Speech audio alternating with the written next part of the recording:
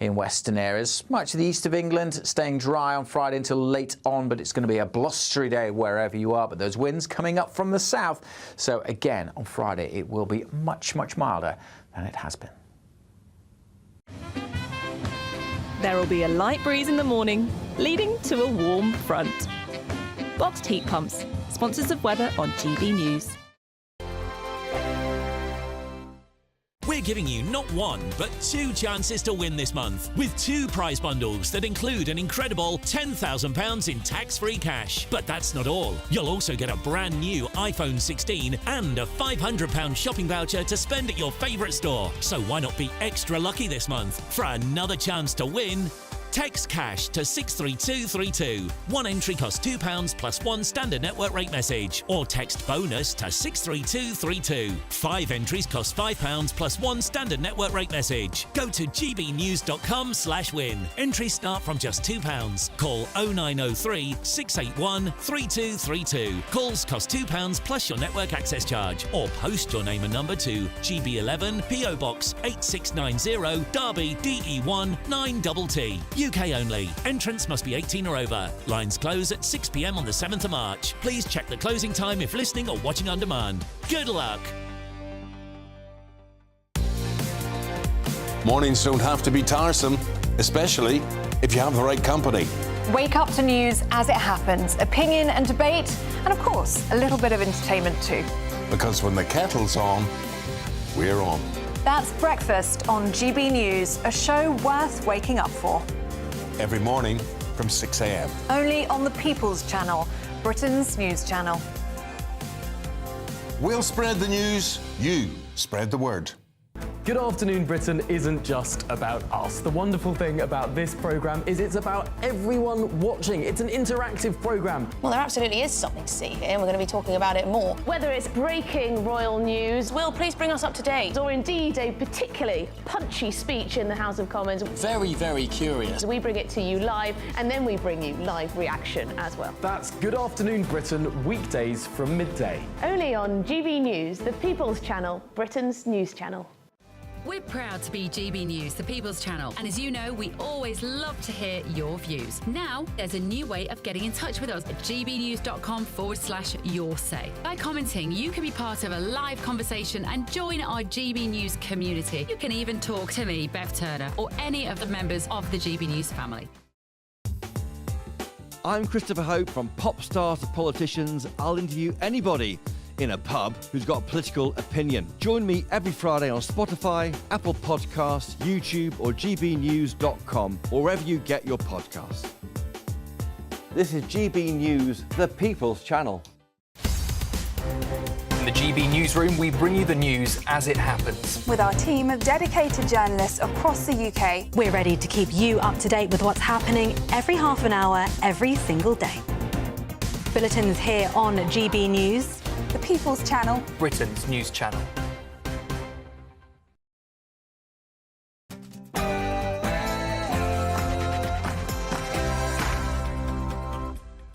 It's 9 p.m. I'm Patrick Christys. Tonight, I'm here at London Central Mosque, and I'd like to send my warmest wishes to all those observing the holy month of Ramadan.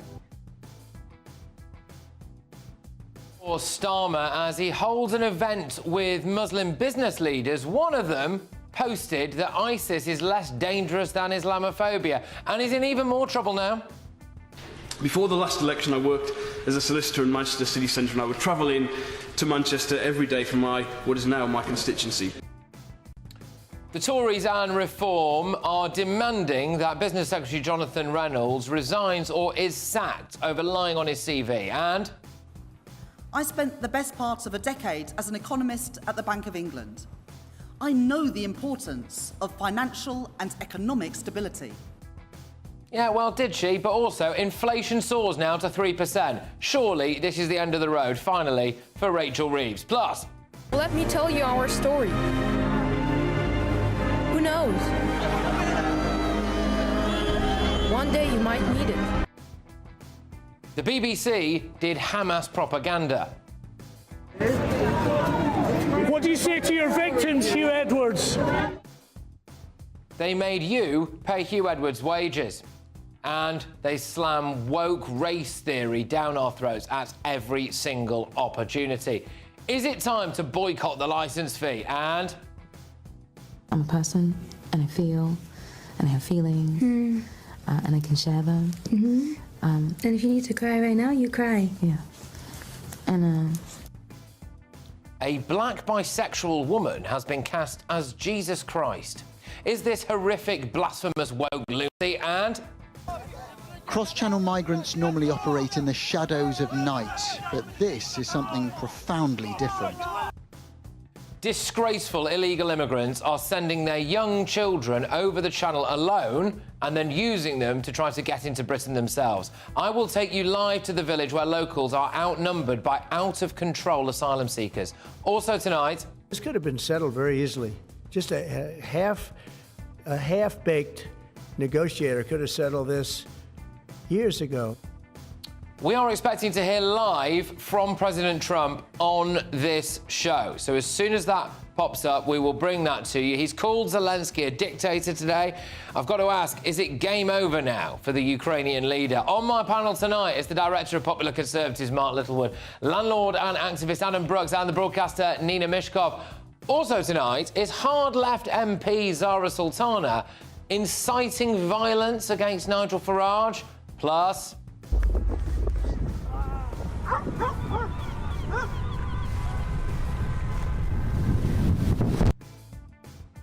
an asteroid, much larger than that one, could be hurtling towards Earth. And can you tell me, please, what you think is wrong with this? Did somebody say slave?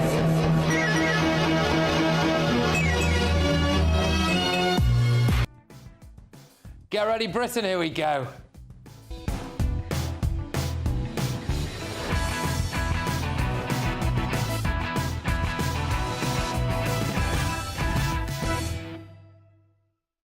We've managed to force an apology out of the BBC. Next.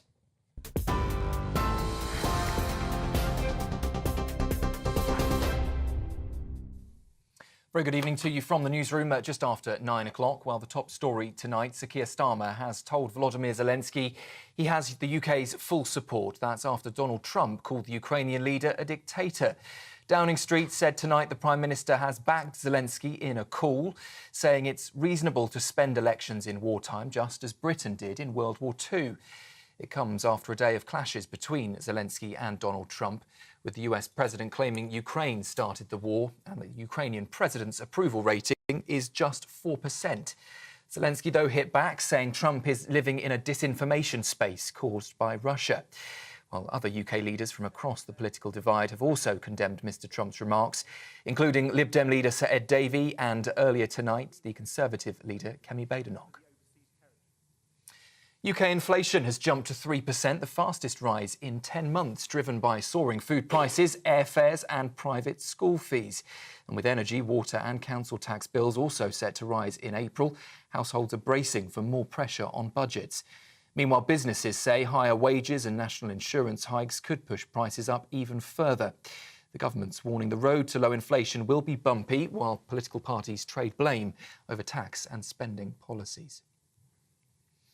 Retailers selling knives online will face stricter laws as a review has found it's easier for children to buy blades than paracetamol. New rules mean tougher prison sentences for selling knives to under 18s and a legal duty for retailers to report bulk or suspicious purchases.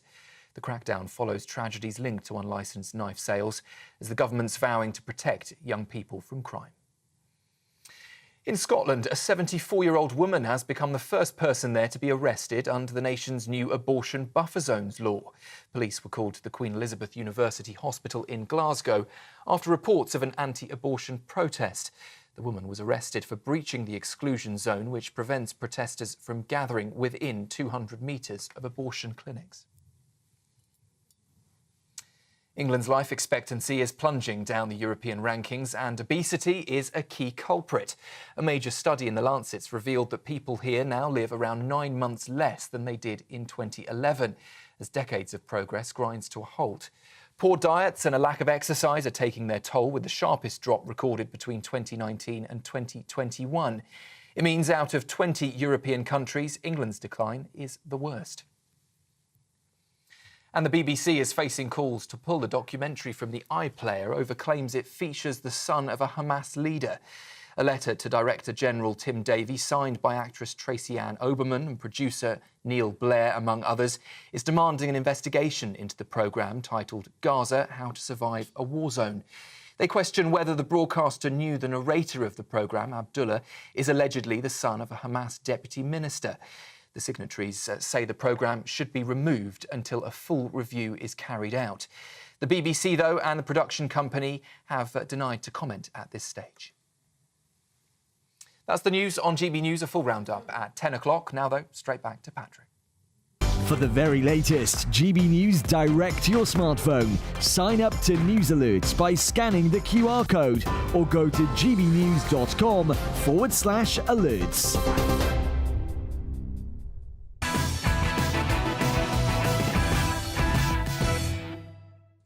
Good evening. I just want to start by reminding everyone that we are expecting President Trump to appear live on this show anytime, frankly, anytime from now on. So we will take that as soon as we get it. Big news taking place today coming out of the White House. So we will take that as soon as we get it. But before then, is the BBC now a hotbed of disinformation, Hamas propaganda, political bias and woke nonsense? The Beeb now stands accused of doing a promotional video for Hamas. Good morning. You all right? Have you ever wondered what you'd do if your world was destroyed? That child turned out to be the son of a Hamas government minister, and one of the videographers appeared to do a Facebook post which seemingly praised the October 7th attacks. The BBC also referred to Israeli hostages as prisoners and did have to apologise for it. And earlier today on BBC News, we reported on the release of the names of those 3 Israeli hostages who are due to be freed tomorrow. At one point in our coverage, we mistakenly called the hostages prisoners, and we would like to apologise for that error. Yeah, and they also referred to some of the, quotes, youngest hostages as that. That's what they said. They said they were youngest hostages. In reality, they were babies. One was 4, one was 9 months old. So they didn't say that Hamas were about to release the bodies of babies, which is horrific, isn't it? That Hamas killed those young babies. Their mother has also been killed. The BBC launched BBC Verify, which is their, supposedly, anyway, fact-checking service. Well, it costs you, the taxpayer, £100,000 a month and could be better served uncovering what many people believe to be rampant political bias coursing through that organisation. They've presented guests as ordinary legal experts, tax experts, medical professionals, and then you have a look time and time again into their backgrounds, and shock horror, they turn out to actually be Labour Party activists. Even some of their own presenters can't hide their political bias. This is Martine Croxall reacting to the news that Boris Johnson had pulled out of the Tory leadership race in 2022. It's all very exciting, isn't it? Hello and welcome to our look ahead to what the papers will be bringing us tomorrow. Am I allowed to be this gleeful? Well, I am. Turns out she wasn't, because she was taken off air. And then there's this guy. What do you say to your victims, Hugh Edwards? Yeah, so we were paying his wages for quite a while whilst he was under suspicion, apparently. And it looks as though, in a roundabout way, we'll actually be paying him forever, as he is free to claim his £300,000 a year pension. They've also pumped us full of absolutely ridiculous woke rubbish. Antiques Roadshow refused to value an item because it was supposedly linked to the slave trade. EastEnders discusses climate change and apparently likened Brexit to COVID. And Doctor Who, which is on the brink of being cancelled now, decided that Isaac Newton wasn't white anymore.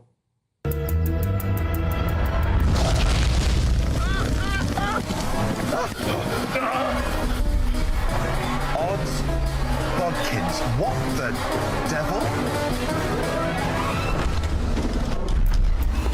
Oh, sorry, we're just slightly out of control. On issues like Pakistani rape gangs, they appear to have more time devoted to a fake grooming gang scandal on the iPlayer than the actual real ones. They seemed very reluctant to publish too much about the 50 towns and cities where girls have been raped on an industrial scale for decades. Maybe that would clash with their beloved multiculturalism. So now people who watch Netflix or Disney Plus might be forced to pay the licence fee, even if they never watch the BBC. Even if you never watch it. That would be a tax on people who simply own a television. You would just have to pay for the BBC just purely because you own a TV. Isn't that a bit mad?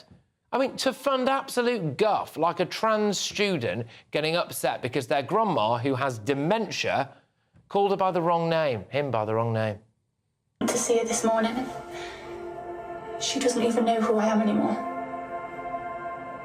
Sadly, that's often the case with dementia. I understand. You don't understand anything. It's not just about her mistaking me for somebody else. To her, I'm not Lewis. I'm not her granddaughter.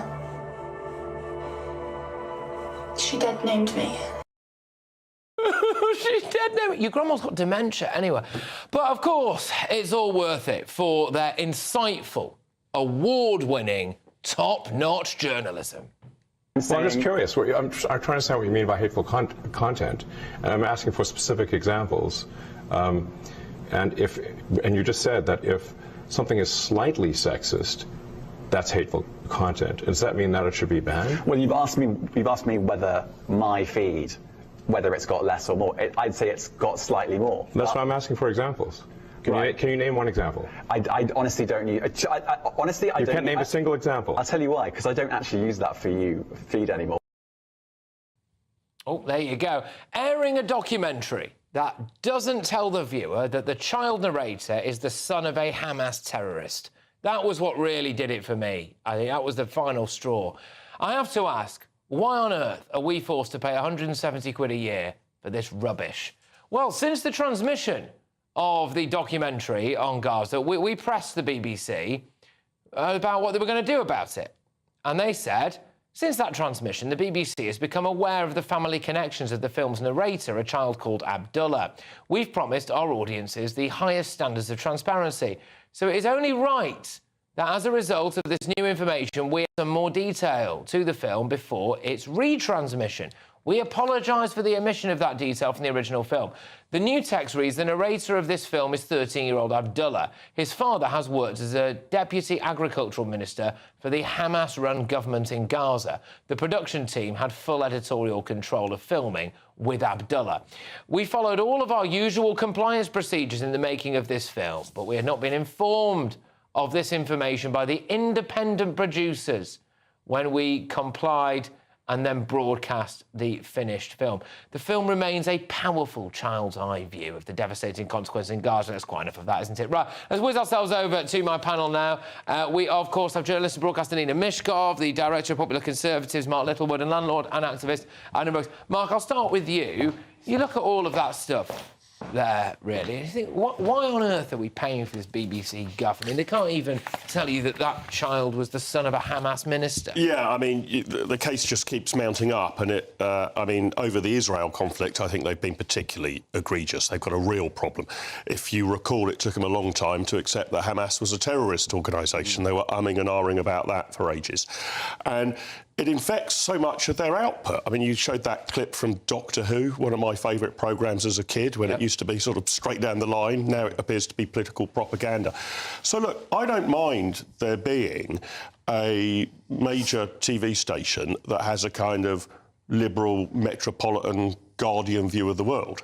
I do mind having to pay for it. Yeah. And the BBC isn't straight down the line neutral now. I think it caters increasingly for niche audiences rather than the nation as a whole. It tilts its politics clearly tilt in one direction, probably subconsciously. I don't think there's a plot in a room somewhere, but birds of a feather flock together, and so people of a BBC mindset will end up. And so I actually think it's in the interest. It's fair to abandon the licence fee, but oddly, I think it's in the interest of the BBC to abandon it too. too. I actually am of the view that it's more sinister than that. So there's been a couple of times when the BBC have done things about us here at GB News, and they will have known what compliance rules were, and they chose not to comply with those rules. They had 3 people on who hate us, and they all vented their frustrations. And then what they did was they investigated it themselves. They didn't refer it onto Ofcom. OK, investigated themselves and then apologised. But that programme went out live to potentially an audience of however many people were watching that show. So the damage is done. The same here with the Hamas thing. So, seriously, what due diligence has been done? You've got a child there. Shall we just check who his parents are in Hamas-run Gaza? Oh, it turns out his dad's a Hamas minister. But then later on, they issue this retraction, don't they? And that's all fine, is it? Look, I forget how many years ago it was. I recall CNN being caught out... They basically staged a protest. Yeah. And they were caught out, bringing people in, making them shout. It was fully staged and they had to apologise. Now, it wouldn't surprise me if the BBC did this sort of stuff as well. This is pure propaganda. Now, let's remember, if you want to watch, say, GB News on your television, you've got to pay the BBC licence fee, even if you do not watch it. You can end up going to prison if you do not pay it. So it's effectively a false state propaganda machine against us. Let's also remember that there's a disproportionate amount of paedophiles, sex cases and dog rapers that have, for some reason, worked for the BBC over the last, 10, 15 years. I believe they was also investigated for anti-Israel rhetoric about 30 years ago.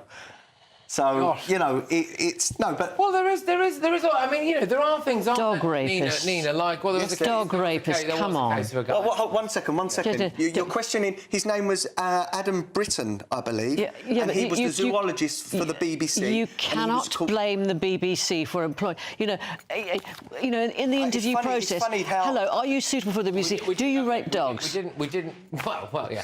We didn't... Well, they asked you everything else, to be fair, but we didn't have to keep paying Hugh Edwards' wages, did we? After he was under suspicion of what he ended up getting done for. I think when somebody's suspended, they still pay wages, don't they? I don't know if they do that here. I'm not sure. I think that's pretty standard. You're suspended because you're still under investigation.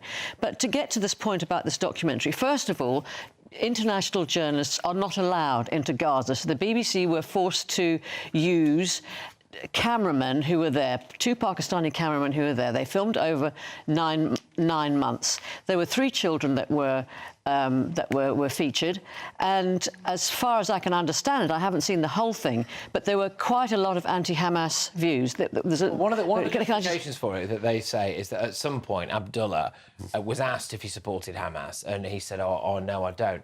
Well, I mean, his dad's a Hamas minister, all right? He's obviously... Agriculture. I mean, not talking that his dad's in charge of defence or the army or something. That would have been really egregious. No, I'm saying... Just a junior minister for Hamas, look, that's fine. They are a terrorist organisation. They are a terrorist organisation. Look, I'm not supported. They are a terrorist organisation, but they were democratically voted. Well, the people...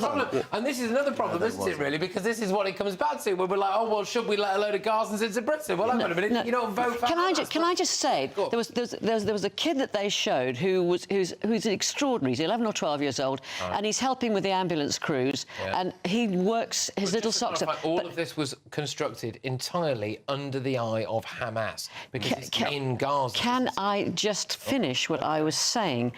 I just quote, he said, "We were happy here until the Israelis destroyed everything, and so did Hamas." And he was also asked, "Do you like Hamas?" Okay. Yeah. No, because they started the war. Stuff in it, but look, any even half-baked news outfit, let alone the BBC, should be aware that if you're covering something from an area like that, the fog of war means you're very likely to be exploited by those who have... Not necessarily. Come on. The first casualty of war is the truth. So it is extremely unlikely you're going to go in and just find some sort of, random citizens to do a vox pop. They did it for 9 months. And they were either naive or complicit. Right. They were children. They were children. When you get people on the BBC, and I play a little game here, and more often than not it's accurate, you get someone on, this independent doctor to talk about the NHS winter crisis. You look at them, they're a Labour councillor. Look, most of the country will take what the BBC says as fact and as gospel, and that is the problem. They are such a powerful tool. And yet, I before we came on, I Googled how many times the BBC has had to apologise for its coverage of the Gaza conflict, and it is dozens and dozens of times. Again, there was the famous thing in 2023 when they would not call Hamas terrorists. Instead, I think they called them freedom fighters or something like that. John Simpson actually said the term would mean that you're taking sides. Yeah, I found that's true, actually. I found other examples where they've used the term terrorist in other situations. That's pure nonsense. So there is clear bias in this conflict. It is. I just don't see how on earth people can be forced to pay for this rubbish now, especially if you don't even watch it. Now, if they're going... and it is an if at this stage, they're going to make people who just watch Netflix and Disney Plus on their smart TV pay a tax to fund the BBC. That is the fastest way the BBC cut out of business, and it's an admittance they cannot survive commercially on their own.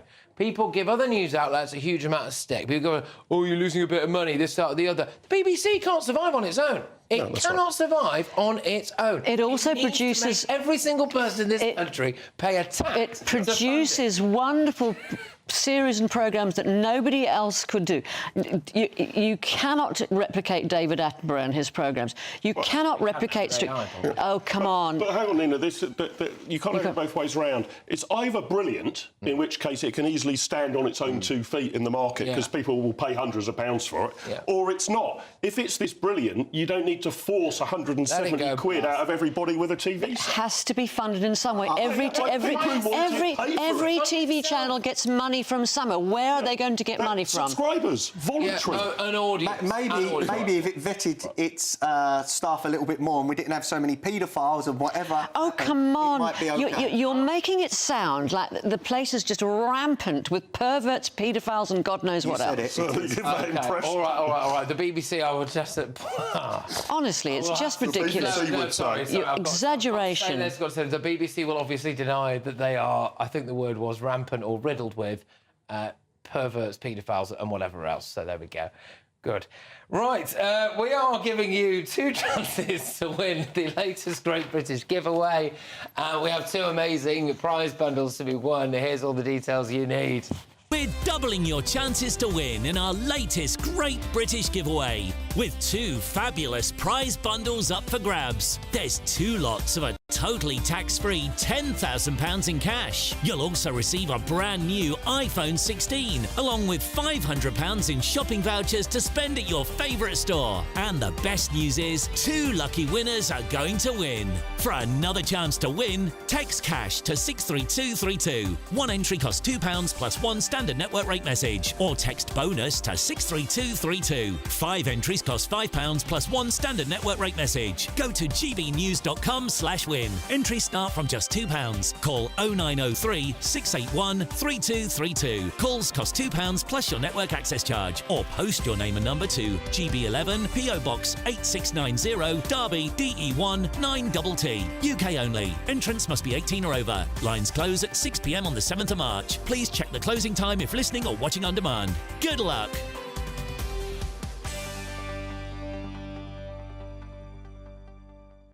Yep, loads more coming your way. First it was Rachel Reeves, now it's the Business Secretary Jonathan Reynolds. He's been accused of lying on his CV. Can we trust anything this Labour government says? Does he have to go? But first, remember this? I'm a person, and I feel, and I have feelings, and I can share them. And if you need to cry right now, you cry. Yeah. So that actress there, Cynthia Erivo, is at the centre of a massive blasphemy row.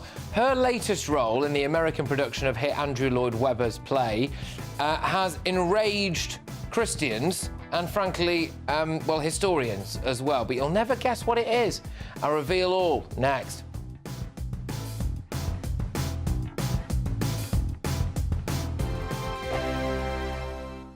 Join me, Camilla Tominey, for a frank and honest discussion with those in power that cuts through the spin and gets to the heart of the issues shaping our nation.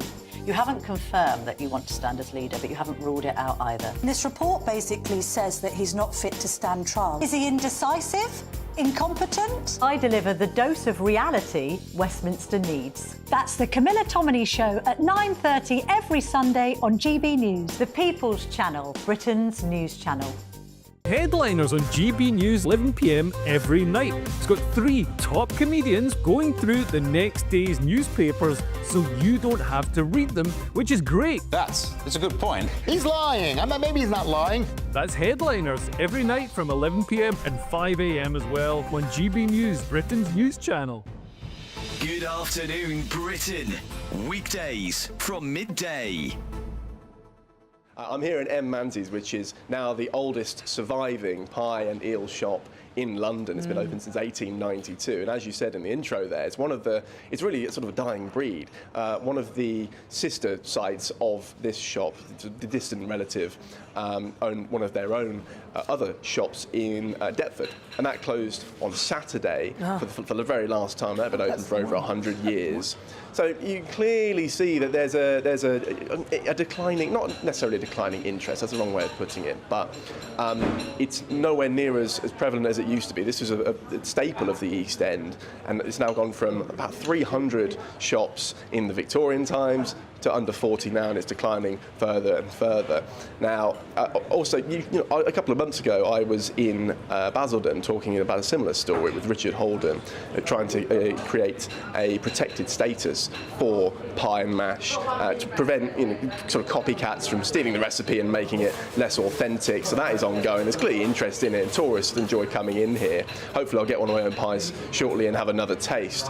But it would be a shame to see this go. It's not just about the pie and the taste and the flavour, which is fantastic. It's also about history and community. A lot of people come in here as regulars, so we're just shining a light on a crucial part of London's historic economy. It's a bit of good fun, and it certainly tastes very good as well. Demographics have changed, yeah, and actually a lot of the ownership, the people who would run these shops traditionally over the last few decades are moving out towards the west, they're moving towards Kent, they're moving towards Sussex, so there are demographic changes, and no doubt that is influencing it as well. And as I say, it's important to do stories like this just to remind people of London's history and why it's important to support these local businesses. GB News, the People's Channel. Join me, Nana Akwe, for an informative, interactive news programme with a difference. It's fun. No, he didn't say that, Dave. I'm so surprised. I think there's an element of truth to that. Join me from 3 p.m. every weekend, only on GB News, Britain's news channel. In the GB newsroom, we bring you the news as it happens. With our team of dedicated journalists across the UK, we're ready to keep you up to date with what's happening every half an hour, every single day. Bulletins here on GB News, the People's Channel, Britain's news channel.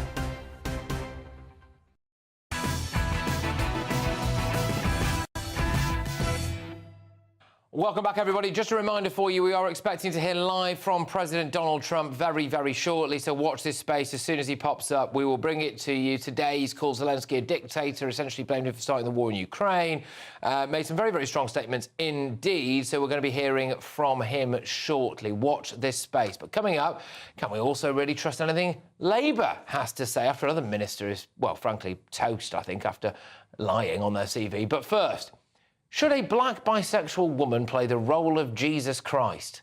It's time now for Head to Head. Yeah, you've not started dreaming. This is a thing that's happening. An almighty blasphemy row has erupted tonight after the British actress Cynthia Erivo was cast in the role of Jesus in an upcoming American production of Andrew Lloyd Webber's hit musical Jesus Christ Superstar. Erivo, who identifies as both queer and bisexual, will make history as the first woman to play Jesus in the show. She recently starred in the film adaptation of Wicked, and needless to say, her interviews promoting the film were, well, frankly, unhinged. I'm a person, and I feel, and I have feelings, and I can share them. And if you need to cry right now, you cry. Yeah.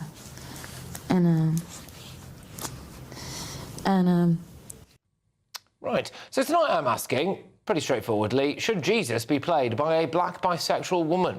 Going head to head on this now, our commentator Ollie London and the entrepreneur and former theatre producer Amy Ansell. Thank you very much, both of you. Ollie, I'll start with you. Should Jesus Christ be played by a black bisexual woman? Well, firstly, Jesus historically was not a woman. He was not black. He didn't self-identify as queer, and he certainly didn't have a nose ring. So this casting is ridiculous, to say the least. It's also very insulting to Christians. Many Christians have taken to X and Instagram to complain about this, blasting it as blasphemous, because while it is a musical, it's still talking about the final days of Jesus Christ. This play focuses on his final days, his crucifixion, and it is insulting to Christians around the world who tend to get insulted. Look at the Olympics last year. They mocked the Last Supper, and why is it okay to constantly, for Hollywood, to constantly mock Christianity? I think it's wrong. Well, quite. I mean, you literally would not be allowed to do a musical about the Prophet Muhammad, to be fair, would you? But Amy, I'll throw it over to you. Why on earth is there a casting of Jesus Christ as a black bisexual woman, do you think? Well, there's no mocking at all here. It's an exciting, thrilling, groundbreaking move in terms of casting and the diversity and the colorblind element of the casting. This is really nothing new. I don't understand why everyone is up in arms about this. In the original production of Jesus Christ Superstar on Broadway, there was a black actor playing Judas, and he actually was nominated for a Tony. It doesn't matter. And also, how many years ago, 10 years ago, Hamilton came out, and obviously there's all black and brown actors cast as the white founding fathers of America. I'm American. I'm not offended at all about that. So, this is the way of the world these days, and I think it's so exciting. And look, 6 months before the production Can I ask what makes it exciting? What makes it exciting? Because what's so exciting about it? Well, she's a female, so her vocals will be very different. Yeah, it will be. For people that know this show, it's been around for over 50 years. Many people have seen many versions of it. I mean, the incredible talent of Cynthia Erivo, she's about to maybe become an EGOT, which is so unusual. Emmy Award winning, Grammy Award winning, Tony Award winning, and maybe even Oscar Award winning. I go to the theater and I look to be thrilled and excited. I'm a former theater producer, and I think that her talent on stage in that role of Jesus is going to blow everyone away. And, wait till August, everyone. This is going to be, it already is the hottest. Well, indeed. We'll have to wait and see. Ollie, I'll throw it back to you. You touched on a point earlier that I think is very pertinent in this, which is that actually it does seem to be Christianity that you're allowed to shred up, or they don't care if they offend Christians, do they? Yeah, we see a habit from Hollywood and from the woke world. Like I said, with the Olympics, you had that drag supper, which was mocking Jesus's Last Supper, which drew outrage across the world. And, Hollywood clearly isn't getting the memo. The DEI and woke era is on the retreat. President Trump has signed executive orders. A lot of companies have ditched their DEI policies, including Google, Meta, and a lot of other tech giants as well. So, majority of Americans rejected DEI when they went to vote last year. It was a rejection of woke, the election of President Trump. So the fact that Hollywood is still virtue signaling and, trying to score some woke DEI points when most of the world has had enough of this, I think it's very much out of touch. Amy, could I play Martin Luther King? Sure. Can you do an American accent by any chance? Not sure that's the only issue there, is it? Well, listen, to me, it's a loose retelling of the final days of Jesus. I think it's going to be so exciting. I would love to get a ticket for this show. It's only a 3-day concert version anyway. Listen, this is someone's artistic vision. They have every right to push the boundaries in whatever way they'd like. This doesn't have to be an accurate retelling necessarily. Well, good. Good, because it's not, is it? Yeah. Patrick, and I think it's thrilling, and I can't wait, and I hope to fly to LA for this production in August. Okay. All right, well, there we go. Both of you, thank you very much for your time this evening. Much appreciated. Of course, his commentator, Ollie London, the entrepreneur and former theatre producer, Amy Anzella. The point I was alluding to at the end there is it doesn't seem to go both ways, does it? But anyway, coming up, you will not believe how many Brits you are paying for to sit at home on their backside on benefits without any obligation to work. It's double what it was 3 years ago, and it's only going to get worse. I'll reveal all shortly. Before that, though, first it was Rachel Reeves. Now it's Business Secretary Jonathan Reynolds' turn. He's been accused of lying on his CV. Can we trust anything the Labour government says? And also, has he actually broken the law? Stay tuned. A hope it doesn't rain. Don't worry about it. It'll spoil our holiday. Relax, we're totally covered. All Clear Travel Insurance sponsors GB News Travel Destinations forecast. Winds from the north will bring a real chill to Greece and Turkey over the next few days. Meanwhile, plenty of sunny skies in Spain. There's that northerly wind making many of the Greek islands colder than the UK. Certainly chillier across parts of Croatia. Some sunny spells in Italy, along with a few showers. Fine and sunny weather for the Balearics and southern Spain, along with the Canaries. And the breeze here will be easing. But that cold wind will continue to blow across the Greek islands into the weekend. All Clear Travel Insurance sponsors GB News Travel Destinations forecast.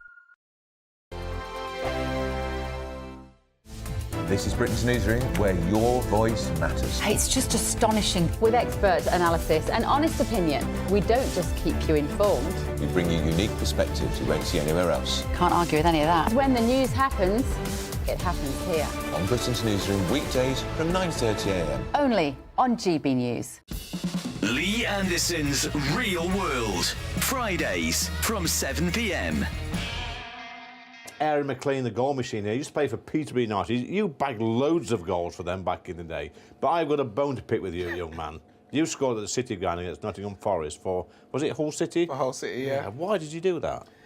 Well, that was my job, unfortunately. I must say, that was actually one of my favourite goals. Was it really? Because I remember, obviously, playing at the City ground, unbelievable stadium, historic. It is great. So, and we beat you 1-0. OK, no need to rubbish it. These sports clubs, whether it's football or rugby or whatever, should offer two alternatives, either a professional footballer, or if you don't quite make it, you can still go and play football at a lower level, but have a career as well, maybe be an electrician or a plumber. 100%. You know, listen, I've had multiple conversations with various different people, whether it's the PFA or whether it's clubs. Even players who do have careers, you know, there's so many that don't make it and don't quite make it to the level or only play at a lower level. There's so many that do have long careers, but once you come to the end of that, you've spent, you know, for me, I spent 20 years as a professional footballer. Once I finished playing, what do you then do for the rest of your life? You know, at 35, once you retire, you still have to have a purpose in life. Yeah. But I'd almost be starting from ground zero. I'm fortunate that I went into coaching and then went into the media. That's good. But for every one of me, there's hundreds that don't. And I've got so many friends who, I've got to say, you know, have really, really struggled on the, you know, mental health side. Yeah, that's a good point, actually, because you go from, like, playing in stadiums, big stadiums, small stadiums, crowds, singing your name, and all that sort of stuff, that adulation, the buzz of winning games, and, you know, the downs of losing games, and you go from that to sort of nothing when you finish. I mean, that's a big come down area. It's a huge come down. GB News, the People's Channel. Mornings don't have to be tiresome, especially if you have the right company. Wake up to news as it happens, opinion and debate, and of course, a little bit of entertainment too. Because when the kettle's on, we're on. That's Breakfast on GB News, a show worth waking up for. Every morning from 6 a.m. Only on the People's Channel, Britain's news channel. We'll spread the news, you spread the word. If you want your news to be straight talking... This is a nightmare for the Conservatives again. Down to earth. It's not just Nottingham where this is happening, is it? And most importantly, honest. Hard-working, middle-class taxpayers, they'll get the book thrown at them. Then catch me, Martin Daubney, Monday to Friday, 3 till 6 p.m. on GB News, Britain's news channel. We're proud to be GB News, the People's Channel, and as you know, we always love to hear your views. Now, there's a new way of getting in touch with us at gbnews.com/yoursay. By commenting, you can be part of a live conversation and join our GB News community. You can even talk to me, Bev Turner, or any of the members of the GB News family.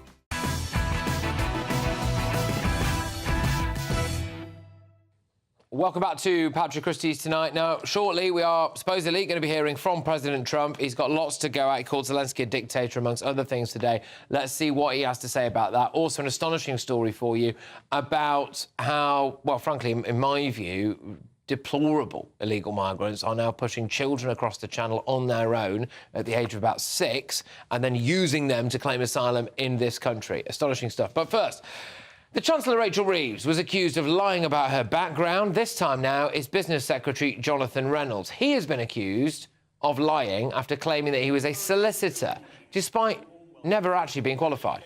Mr. Reynolds previously stated on his LinkedIn page that he worked as a solicitor in Manchester from May 2009 to May 2010.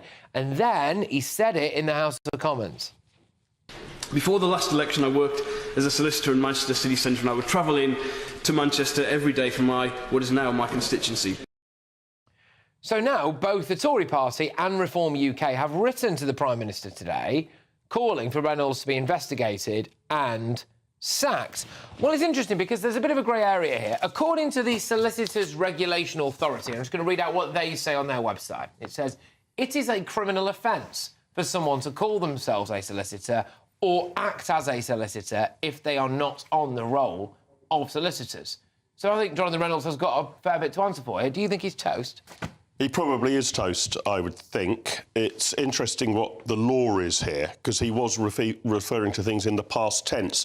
So I think I'm right in saying this is a bit like impersonating a police officer is illegal. If I go out on the streets outside the studio and pretend I'm a police officer, I'm in all sorts of legal trouble.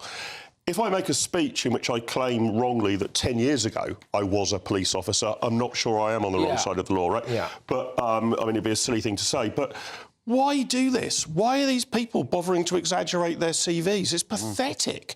I mean, so it may or may not be a criminal offence, but it's certainly a deception.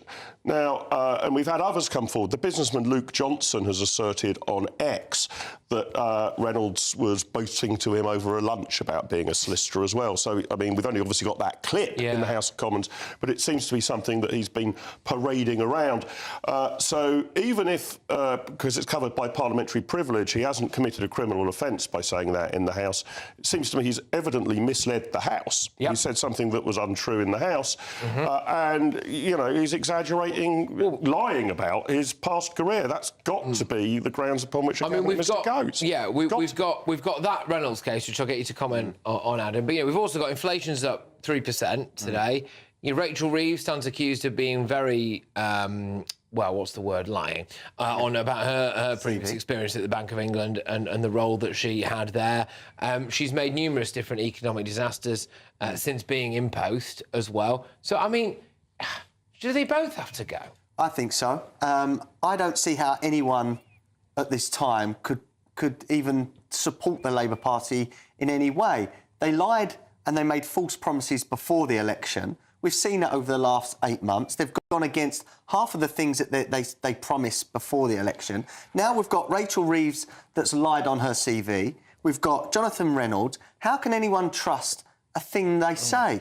I can't get my head around it. I mean, we had the Prime Minister, Keir Starmer, that said that women could have penises. What is this party about? You know, they're not in reality. Well, we're going to talk a little bit later on as well about Keir Starmer deciding to meet leaders of the British Muslim community to set out his plans for change. I mean, it turned out that one of the women sat next to him there put something on social media that says that Islamophobia is worse than ISIS. So I find that bonkers. And, Nina, I'll come to you on this. Look, you know, do you think it's a big deal? Do you think they have to go? And I will say, is the reason that they've inflated their CVs not because otherwise we'd realise that we are being run by people who should just be town councillors? I believe that actually you should always tell the truth. I think it's completely idiotic to fake things on your CV. I mean, maybe it's OK for actors to say they can, you know, juggle or ride a bicycle or whatever. But I think if you're in public life or in any kind of business or just in anything, you should tell the truth because there's not just because you run a chance of being found out, but because it's not true. Why would you do it? Does it mean, though, that we can't trust anything they say? I mean, no, I think that's you know, the thing is you could play semantics. You say I worked as a solicitor. Well, that could be taken as you could be a trainee solicitor, worked as a solicitor. You're not saying I was a solicitor. You say I worked. Talk about pushing the envelope. No. I'm just querying this. OK, it's a point. I mean, Rachel Reeves said, we saw a clip earlier on the show, Patrick, that you showed. Rachel Reeves said, I was working for the Bank of England for the best part of a decade. Well, that was wrong. 5.5 years. That's wrong. So that is wrong. It is the majority of a decade. But again, talk about pushing the envelope to its absolute limit. Well, do about pushing the envelope. Adam said that half of their promises that they made before the election they haven't kept. What are the half? Name which half? That's an exaggeration. No, that's an exaggeration. Patrick, is that it's an you're exaggerating as the way they've exaggerated. I'm not an MP and I'm not paid to represent the people of this country. I'm making a point. No, but you very often claim to represent. I speak for the common man. You always say. If this was the Tories, this Chancellor would have gone. She would have been hounded out by the press. Again, I doubt it. I doubt it very much. Would have been hounded out by the press. I doubt it very much. There's far more press that's right-wing than there is left. All right. Coming up, well, the Prime Minister is facing a huge backlash. He met with British Muslim business leaders yesterday, and you'll never guess what the woman sitting next to him said about the so-called far right and ISIS. I'll reveal all and also ask our Labour pandering to the Muslim vote. But first, you're not going to believe how many Brits you are paying to sit at home on their backside with no obligation to even look for work. And we're expected to hear from President Trump, frankly, any minute now, actually, so stay tuned for that. Oh, and a little announcement as well, Friday nights. Well, here we go. They're going to look a bit different on this show. Exciting news. Every Friday, my Patrick Christys Tonight Show is going to have a twist to it. We're welcoming some special guests. You. That's right, on Fridays I'm going to be doing my show in front of a live studio audience because this show is about you and what you have to say. It's going to be the same big debates, same big topics, same big opinions. But every Friday night at 9 p.m, you are invited to come on down to Patrick Christys Tonight to be a part of the action. Only on GB News, the People's Channel, Britain's news channel. Evening. Yes, it's time for your latest weather update from the Met Office here on GB News. It's turned milder and it's going to be very mild through tomorrow, but it won't feel as mild because it'll be quite breezy and yes, there's quite a bit of rain to come as well. There's a lot of weather fronts ganging up out in the Atlantic. They're moving in. The isobars are squeezing together, telling us the winds are picking up. Band of heavy rain crossing Scotland this evening. Northern England seeing some heavy downpours too. Might even hear a crack of thunder here and there. Just generally staying cloudy with outbreaks of rain on and off through the night. That breeze, the cloud, all helping to keep the temperatures up. A much milder night than we've had by morning.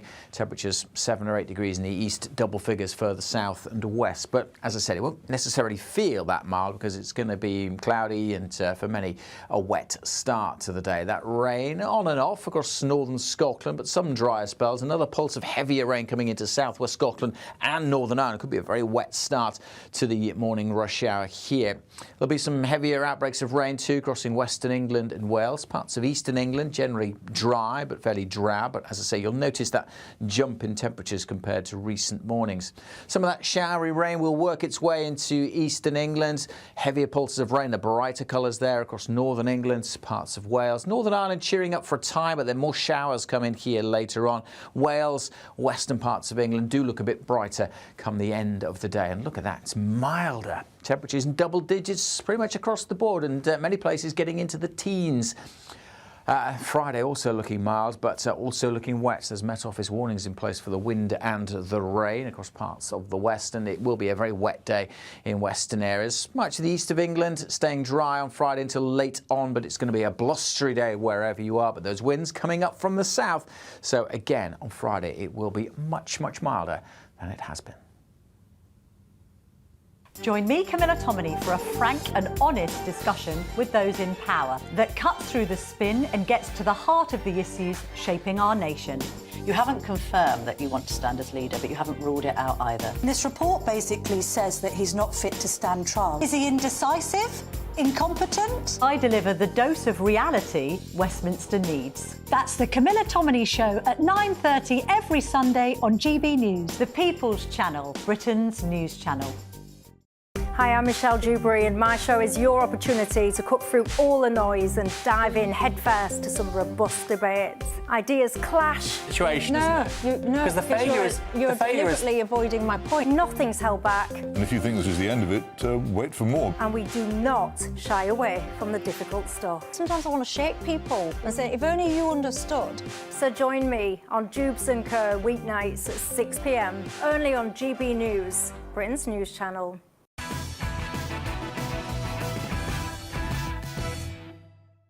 OK, welcome back. I'm sorry to keep saying this. We are very much waiting for President Trump, so please do watch this space. As soon as he pops up, we will go live to the President of the United States. Lots for him to talk about. But before all of that, you are forking out for more than 3 million Brits to sit around on their backsides on benefits without any obligation to look for work. They don't even have to try. That's according to new data from the Department for Work and Pensions. Put this into context. That's twice as many as those who currently receive the benefits but are actively trying to find a job.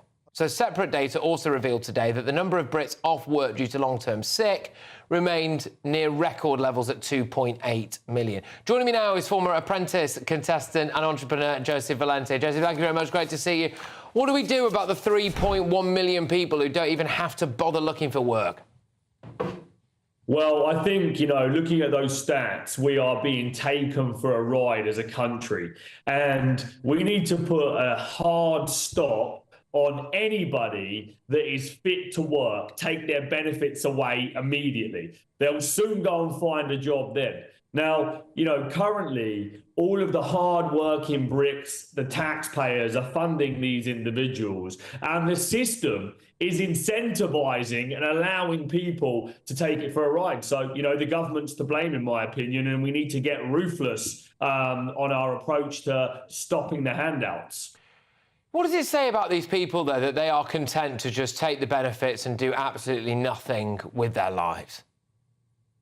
Well, look, I've hired nearly 1,000 people in the last decade, and some people out there are go-getters, and some people want the world to do them a favour. I don't think we're ever going to stop that, but the system is currently incentivising them. And before coming on this show, I was thinking about a specific demographic, those mums and those parents that can't come back to work because it's not financially viable for them to do so. The cost of childcare is outrageous, and so they're going to hand over their to a nursery or a preschool, and then they're going to go and work full time to be worse off.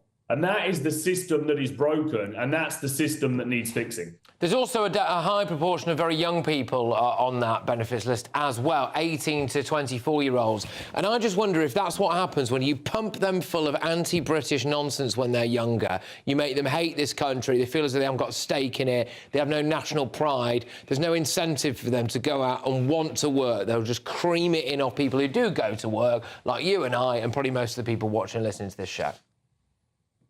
Well, if you think about those young people, what's been the message to them for the last 4 years? COVID happened, that forced everybody to stay at home. People got handouts and they got paid to do nothing. And then we've got, the culture of the 4-day work week and people not working hard and getting stressed out and all of that type of stuff. So I think the message to those guys is wrong. And I think we've got to celebrate hard work. We've got to celebrate getting back into the workplace. And we've got to motivate those young people to get to work. There is something a bit bonkers that goes on, really, which is that when people do work very hard and then earn a lot of money legitimately and then pay a lot of tax, there isn't any gratitude from anyone for that, for paying for other people's children's education, for paying for other people's healthcare, for paying for other people to live, right? Now, their response tends to be, actually, we want some more. And actually, I do wonder if actually we're quite ungrateful to certain moneymakers in this country. I'm not talking about people who've just been given it all, right? I'm talking about people who have got off their backsides, started from nothing, worked their way up, and now fund other people's lifestyles. Well, I put a post out on social media and on LinkedIn specifically. I said there are 3 million Brits, currently claiming benefits. Is the system broken? And in the comments, comment after comment, people are saying, what about the people that are dodging paying tax? Those successful people that are finding loopholes in the system. Well, look, at least they're paying something. Okay, the other 3 million are just take, and they're contributing absolutely zero. So that's the mindset in this country for a lot of people. People just want things handed out to them by the government, and we don't celebrate success. Me and you have had this conversation before.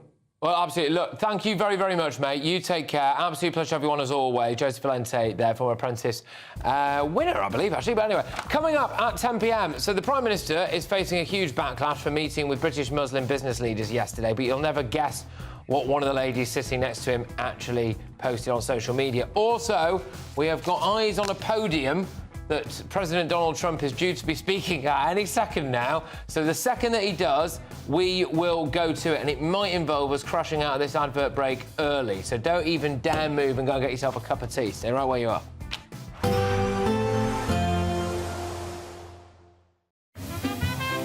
Heavy showers first thing will be followed by a warm, cosy day. Boxed Boilers, sponsors of weather on GB News. Evening. Yes, it's time for your latest weather update from the Met Office here on GB News. It's turned milder and it's going to be very mild through tomorrow, but it won't feel as mild because it'll be quite breezy and yes, there's quite a bit of rain to come as well. There's a lot of weather fronts ganging up out in the Atlantic. They're moving in. The isobars are squeezing together, telling us the winds are picking up. Band of heavy rain crossing Scotland this evening. Northern England seeing some heavy downpours too. Might even hear a crack of thunder here and there. Just generally staying cloudy with outbreaks of rain on and off through the night. That breeze, the cloud, all helping to keep the temperatures up. A much milder night than we've had by morning. Temperatures 7 or 8 degrees in the east, double figures further south and west. But as I said, it won't necessarily feel that mild because it's going to be cloudy and for many a wet start to the day. That rain on and off across northern Scotland, but some drier spells. Another pulse of heavier rain coming into southwest Scotland and Northern Ireland. It could be a very wet start to the morning rush hour here. There'll be some heavier outbreaks of rain too, crossing western England and Wales. Parts of eastern England, generally dry but fairly drab. But as I say, you'll notice that jump in temperatures compared to recent mornings. Some of that showery rain will work its way into eastern England. Heavier pulses of rain, the brighter colours there across northern England, parts of Wales. Northern Ireland cheering up for a time, but then more showers come in here later on.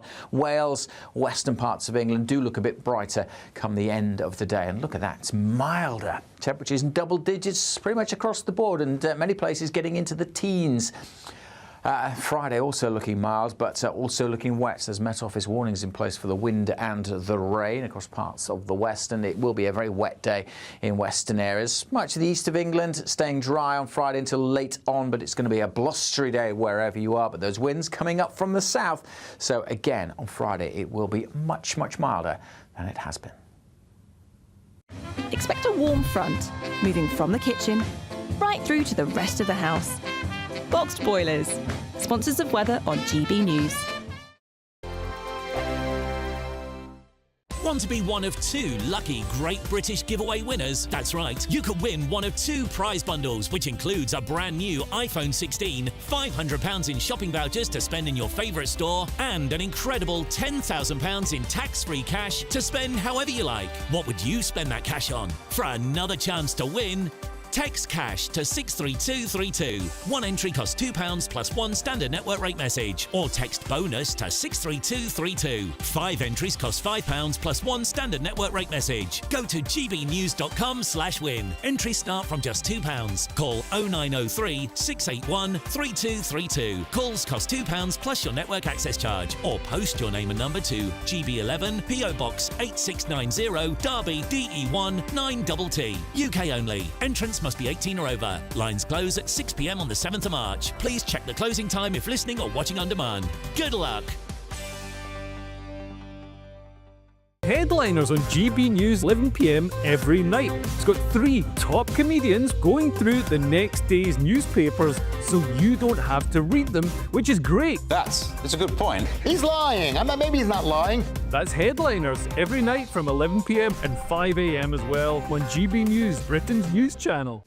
This is Britain's Newsroom, where your voice matters. It's just astonishing. With expert analysis and honest opinion, we don't just keep you informed. We bring you unique perspectives you won't see anywhere else. Can't argue with any of that. When the news happens, it happens here. On Britain's Newsroom, weekdays from 9:30 a.m. Only on GB News. If you want your news to be straight talking... This is the nightmare for the Conservatives again. Down to earth. It's not just Nottingham where this is happening, is it? And most importantly, honest. Hard-working, middle-class taxpayers, they'll get their book thrown at them. Then catch me, Martin Daubney, Monday to Friday, 3 till 6 p.m. on GB News, Britain's news channel.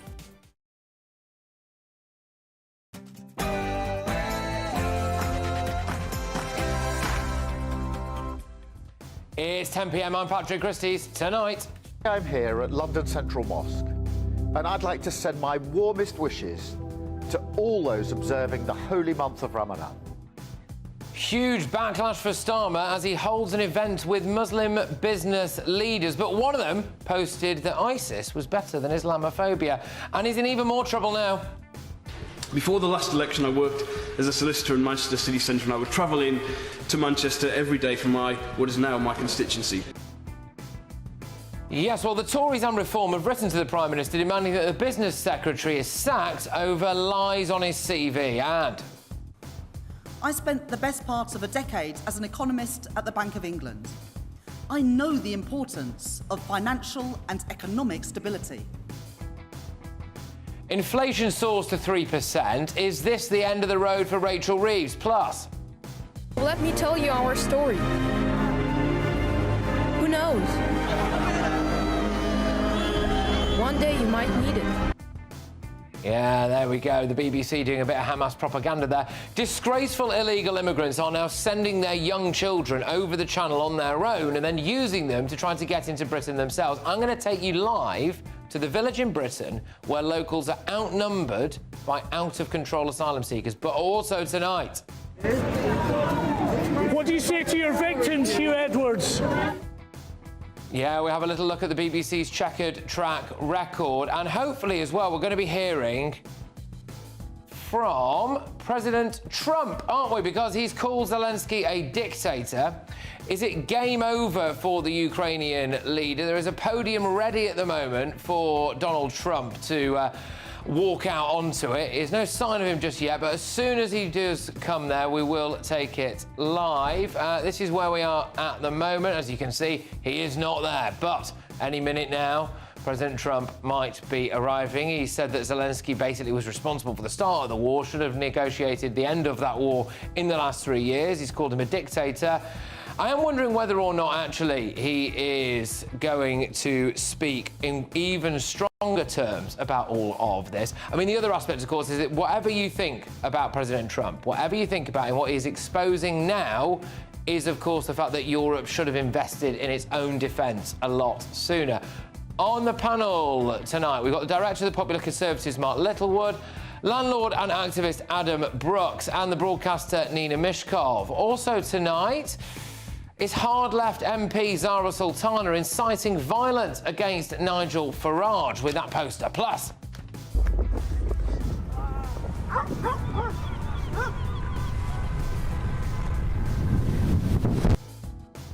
an asteroid much larger than that one could be hurtling towards Earth as we speak. All right, get ready, Britain. Here we go.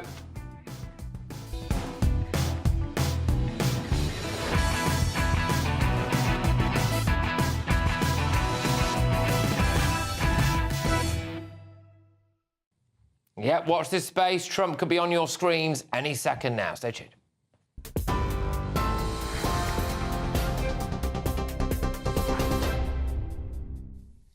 Very good evening from the newsroom. Straight back to Patrick and Donald Trump very shortly. First, though, a look at the other stories making the news.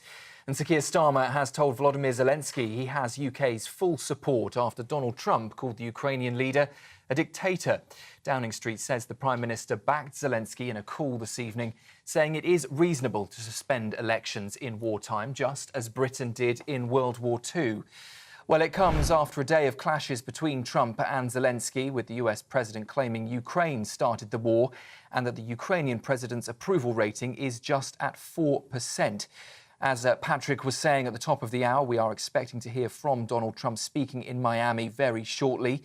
And although that is at a Saudi-backed conference regarding investment, it is anticipated he will, of course, be addressing the allegations levelled at Zelensky, to which he hit back, saying Donald Trump is living in a disinformation space caused by Russia.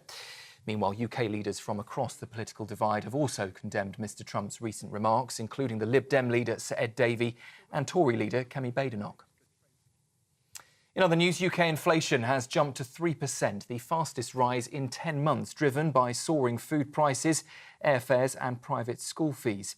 With energy, water and council tax bills also set to rise, households are bracing for yet more pressure on budgets. Businesses, meanwhile, say higher wages and national insurance hikes could push prices up even further. The The government's warning the road to low inflation will be bumpy, with political parties trading blame over tax and spending policies. Retailers selling knives online are set to face stricter laws as a review has found it's easier for children to buy blades than paracetamol. New rules mean tougher prison sentences for selling knives to under 18s and a legal duty for retailers to report bulk or suspicious purchases. The crackdown follows tragedies linked to the sale of unlicensed knives, as the government is vowing to protect young people from crime. A 74-year-old woman has become the first person in Scotland to be arrested under the nation's new abortion buffer zones law. Police were called to the Queen Elizabeth University Hospital in Glasgow after reports of an anti-abortion protest. The woman was arrested for breaching the exclusion zone, which prevents protesters from gathering within 200 metres of abortion clinics. A builder who murdered his wife and stepson after refusing to accept their divorce has been jailed for life with a minimum term of 34 years. Caligera Ricotta stabbed his wife to death at their home in Essex before killing her son as he tried to protect his mother.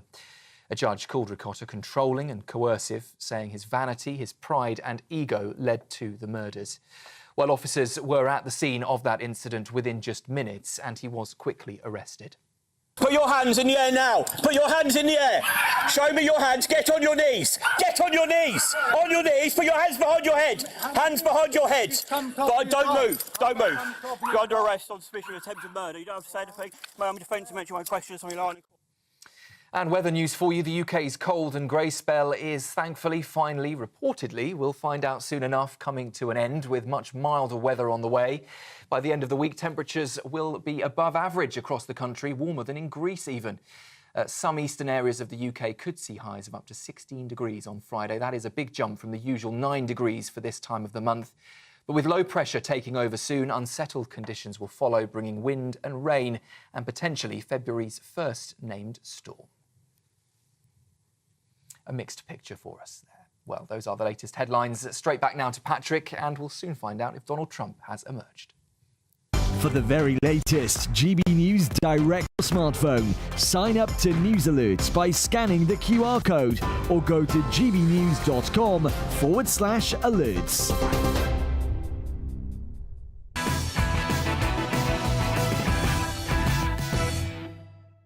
Right, well, welcome back to Patrick Christys tonight. I'm just going to take you over to, as it stands at the moment, an unmanned plinth in Miami, where very, very shortly, President Donald Trump is due to take centre stage.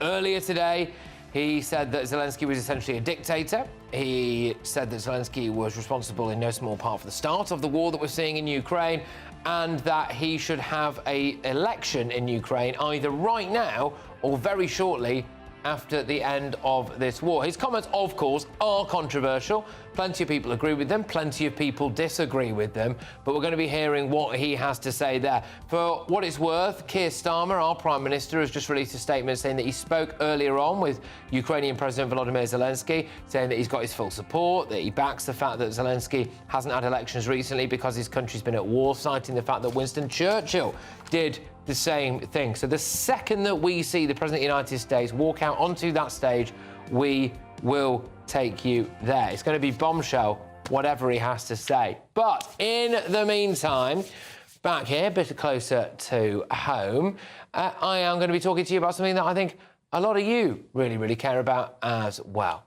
Is Keir Starmer's Labour Party weirdly obsessed with Islam? The Prime Minister was accused of being unbelievably tone deaf when he put this picture out yesterday. He said it was great to meet Muslim leaders to discuss his plan for change to help working people. Well, will he be meeting with Christians, Sikhs, Hindus and Jews to discuss his plans for change as well? What about pensioners? What about farmers? Dare I say it, white British businessmen and women maybe, who are being clobbered by Labour's tax rises? Well, they have a round table with the PM. But it got even worse for Keir Starmer, because the woman sitting on his left, in that photo I showed you there we are, is the same woman who posted this on social media in 2015. Her post reads, "Islamophobia is more dangerous than ISIS. ISIS will burn out, but Muslims are underestimating the far-right threat." Can I just say, in 2015, ISIS were kind of at their pomp. So to post that in 2015 I think it's especially ridiculous. Did nobody vet this lady? Why does she have direct access to our Prime Minister? What exactly did they discuss? Also, should we just get a bit of context here? ISIS are responsible for all sorts of terrorist attacks, like the Bataclan, for example.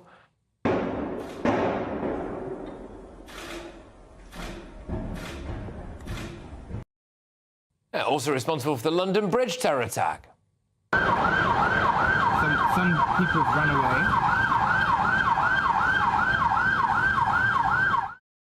So the lady in question is Saima Aslam, and she's released this statement. The tweet in question was not a personal comment, but a quote from a speech delivered by the individual tagged in the tweet at the conference referenced in the hashtag. I apologise for the confusion and that this was not made explicit by including quotation marks. Twitter's functionality was quite different in 2015, and I was less aware of best practices for distinguishing quotes from personal statements. So that lady was content to post on social media in one way or the other that Islamophobia is worse than ISIS, in a sense. And she's described as a Muslim leader, is she? Shouldn't that be a bit troubling? Well, I find it remarkable that we have a Prime Minister who suggested anyone protesting mass illegal immigration might be far right, but he's willing to sit down with a woman who posted content stating that ISIS appears to be less bad than Islamophobia. Keir Starmer clearly knows that there are problems with aspects of the Muslim community and British values, because back in 2023, he caused uproar by taking his poppy off to record a video about Islamophobia Awareness Month. Well, why take it off, Prime Minister? Why? Would the poppy to Britain's war heroes have offended some Muslims? And he got a direct taste of it when he went off to visit a Cardiff mosque with then Welsh First Minister Mark Drakeford. The South Wales Islamic Centre actually apologised for the, quotes, hurt and confusion of hosting Keir Starmer. They said that he misrepresented their meeting. They didn't like him being there very much, apparently.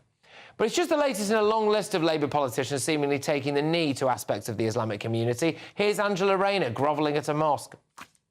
I know that people are angry about what's happening in the Middle East, and I said live on TV, and I say to this day, if me resigning as an MP now would bring a ceasefire, I would do it. I would do it. We already know that Labour is looking at introducing an Islamophobia definition that many think is tantamount to a blasphemy law in Britain, but I've got a little theory about all of this, about why Labour are doing this. Prominent cabinet ministers like Wes Streeting are set to lose to independent Muslim candidates. Now, Keir Starmer now has a lower approval rating than Rishi Sunak, and 66% of Brits have an unfavourable view of him. I mean, when you look at this picture again, it's not really rocket science to understand why that is. Let's get thoughts on my panel. We have got the Director of Popular Conservatives, Mark Littlewood, businessman and activist and landlord Adam Brooks, and broadcaster Nina Mishkov. Mark, I mean, that is pretty tone-deaf, I think, as a picture anyway, to be putting that out. Do you think that other aspects of the community can get special access to Keir Starmer's plans for change? It's bad in a whole range of ways. Look, I sometimes have sympathy for politicians when they're having 300 selfies taken and they end up being pictured with somebody who's a convicted criminal or something. But this is a controlled environment where Keir Starmer could clearly decide exactly who he wanted to be with him, right? Yeah. But here's the other thing. They were discussing the plan for change. That's the government's overall strategy. I could understand we want to meet Muslim leaders if you were talking about, I don't know, religious freedom of expression, for sake of argument. You might meet different faith communities. But this is about the government's overarching plan. This is a sectarian way to approach it. Why would Muslims have a different approach to the plan for growth than any other element of the community? So I think the meeting itself doesn't chime very well with me. You should meet different groups when it's particularly about their interests, but you shouldn't meet specific sectarian groups in this way when it's about the overall policy. Can I just point out that he met Jewish leaders at Downing Street in December, so he met them first. About what? Yeah, wasn't that about... It wasn't about businesses. It wasn't about business. No, it wasn't about business. So that's fine. I mean, Jewish leaders is about... No, but surely... And Patrick, you talked about Keir Starmer wishing Muslims happy Ramadan, or whatever the appropriate phrase is. Well, King Charles, from the time he was Prince Charles, has every year done the same thing. So what's wrong with that? What's wrong with that? Explain the poppy then, please, for me. I have no idea. I have no idea. It's the same day. Why did he remove the poppy? I have no idea. I have no idea. We've made a guess, and you know, well, that's your guess. But it's pretty obvious to the people out there why he removed the poppy. Well, you say that. You say that. But I mean, would you castigate King Charles for giving Muslims Ramadan greetings? The poppy, not wishing. No, never mind the poppy. That's never mind. No, because Patrick showed a picture of. Well, ask Patrick. Keir Starmer. Well, you showed a picture of Keir Starmer. It's straightforward, Nina. I don't know what else to say to you. He took the poppy off when he was wishing people. I'm not talking about the poppy. I'm talking about you showed. No, you were showing a picture of him. By the mosque. I was illustrating at the top of the show as a video clip of him doing something that was in relation. Right. Okay. I've not got a particular problem with that. It was a video in isolation that I didn't include in that monologue. We do that stuff all the time. Everyone does. But Patrick, is there a problem for you about what he's done? Look, Patrick, I'm a small business owner. I'm about to be clobbered by this budget in April. £30,000 extra in costs per year for a small backstreet pub the size of a house. And that is the Labour government doing that to us. So it infuriates me to see a meeting suddenly, you know, why is he prioritising Muslim business leaders? Why, at a time like this when we're all going to be hurt by this, I think it's virtual signalling, and he's trying to protect the 3 million votes that are out there, and people can see right through it, Patrick. OK, I believe... I'm just... See what I'm going to do, guys. I'm just going to keep this in screen at the moment whilst we have this discussion, because that is the plinth live in Miami, where President Donald Trump is due to walk out to any minute now. So he's going to be taken to the stage there. Look, he's had a very controversial day, hasn't he? He's come out and launched a scathing attack on Volodymyr Zelensky today. One that many people strongly disagree with, one that many people do vehemently agree with. He was quite, you know, scandalous when he said, oh, Zelensky was, what was it, a mediocre comedian or something, he said, who has now risen to be the leader of Ukraine, who's managed to essentially fleece the US out of $350 billion. Could have ended the war before. I think fleece is an entirely inappropriate word. Yeah, I'm sorry. So this is what Trump has said. Right, exactly. Absolutely. Trump has said. Absolutely. And that basically you better get a move on and have elections because essentially he is a dictator. I mean, we might as well, I think, just discuss this now because you know we're expecting him to be there any minute. I mean, Mark, what do you make of that? It proves the old adage, doesn't it, that you've got to take Donald Trump seriously but not literally. You shouldn't call Zelensky a dictator. He's won a democratic election. They obviously have not held elections during the war period. I think there is a question about when a fresh election should be held. It's not quite the same as Britain in World War II, where we had a national government. The Ukraine still has an opposition to it, so it's not like you've merged all the parties together in a single government. Trump's loose lips on using words like dictator is not appropriate. It is for effect, and I find it, you know... Yes, but he also said that Zelensky's approval ratings were 4% when they're over 50%. Yeah, I think actually... That's a complete lie. Well, that's not right. I think, I looked into this, I think what he means is they're only plus 4%, if you see what I mean. So that's the net approval over those who... Yes, but it sounds like... He's falling in the polling out there. Yes, that's certainly true. His polling's down. Something about this, because one thing that I was quite surprised at, given all of the rhetoric that Trump has been pumping out there and the fact that Russia and the US appear to be having meetings where they're essentially carving up Ukraine, and the strength of which the European leaders, including our own Prime Minister, have hit back at this, I am quite surprised we have not seen video footage of people in parts of Ukraine where it's safer, right, on the streets, with banners and placards saying, you know, screw you, Trump, no deal with Putin, no concession. If I was Volodymyr Zelensky, I would have been organising those protests. I honestly think, if you're in the middle of a war, you do not do that. All in the middle of a war. No, come on. No. And also, Trump... Many of the cities are acting as normal. And Trump is so mercurial that nobody knows what's happening next. Nobody wants to poke the bear with a stick, frankly. But there's a bigger problem than that, which I think speaks to how Europe has been completely sidelined here. The USA are Ukraine's benefactor. You can take to the streets and criticise the USA and Trump and boo NATO and all of the rest of it, but these are the people you're entirely reliant on to prosecute the military operation. You have what many people might regard as a slightly... I can't believe, online, people are calling me a Putin apologist. All I want is for this conflict to end and the millions of people that are dying or being injured to stop. And a Ukrainian poll, I think it was a Gallup poll, said that 52% of Ukrainians now want a negotiated peace. And they also were asked, I think now 17% of Ukrainians believe that a military solution will end this war. So the majority of Ukrainians, you know, are coming round to the fact they're going to have to give up territory, but they want assurances. And all I want is this war to end and for Ukraine to now be protected going forward. And that is not Donald Trump. Apologist. Donald Trump says he wants the killing to stop. To be perfectly honest, I don't think he gives a damn about that. He wants to negotiate a deal. He is under Putin's thumb. They have probably had conversations about this before he became president. Putin hasn't got the whip hand here, right? Russia is tiny. Putin has the whip hand on this. And what's more, Texas is, it's about the size of Texas. It doesn't matter. Smaller than Spain. Putin still has that power.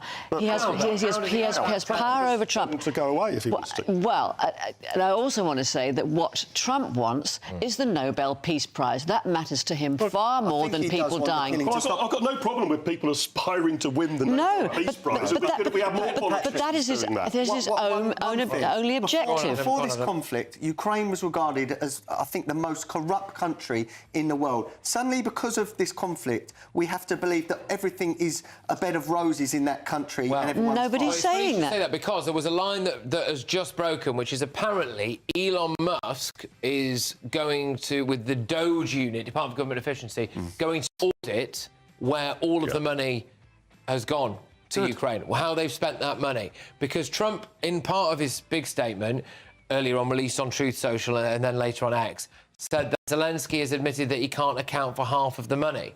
Now, that's a big thing for a president of the United States to say.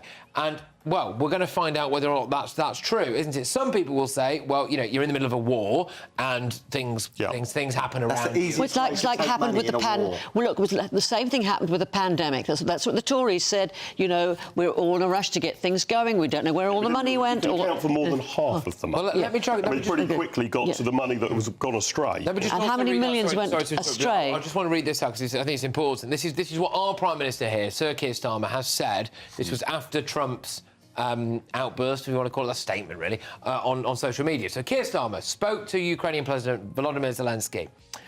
He said that he stressed the need for everyone to work together, that the Prime Minister expressed his support for President Zelensky as Ukraine's democratically elected leader and said that it was perfectly reasonable to suspend elections during wartime, as the UK did during World War II. The Prime Minister reiterated his support for the US-led efforts to get a lasting peace. Now, stand by here, because that camera has just moved in Miami. That could be for someone might have just walked into it. Elon Musk is in the audience there. You're looking at Elon Musk at the moment, so I wonder whether or not he's going to make an appearance. Will we see the young man dance? That's what I'm really wanting to know. Maybe. But what do you make here now of this division? Because, Mark, I'll put this to you, that whatever you make of what Trump is saying or doing, and people are very much on two sides of this, what he is exposing is how utterly reliant Europe has been on American security and defence, and how ridiculous our leaders look because they have stripped our defence budget back, ruined our military, and allowed a generation or two generations of people in this country to grow up hating Britain. No, well, that's exactly right. And even if you agree with every word of Keir Starmer's statement about we've got your back, President Zelensky, and, you know, you're the democratic leader, it's irrelevant because if you aren't paying the money, if you're not the person who's actually controlling the purse strings and the military effort, you don't get a seat round the table. Now, Britain has made a contribution to this effort. Let's not pretend we've done nothing, but an increasingly feeble one. And what's going to be absolutely clear under this administration is if Europe wants defence and security, it's going to have to pay for it itself. Free riding off US dollars is going to come to an end, and not before time. Europe has been sleepwalking in this era. That's the trouble. And Trump's called them out. Become complacent. Well, yes, but the thing is, we have no power, but it's horrendous watching two dictators, which they both. Trump is a dictator by all definition. He won one of the most. He won the election. But can you actually imagine anything that being done in the government or Trump's name that he has not signed off or he has not dictated? He's a dictator. He is a dictator, as indeed is Putin. Well, Putin's a dictator. He may have had. Well, exactly. Putin is a dictator.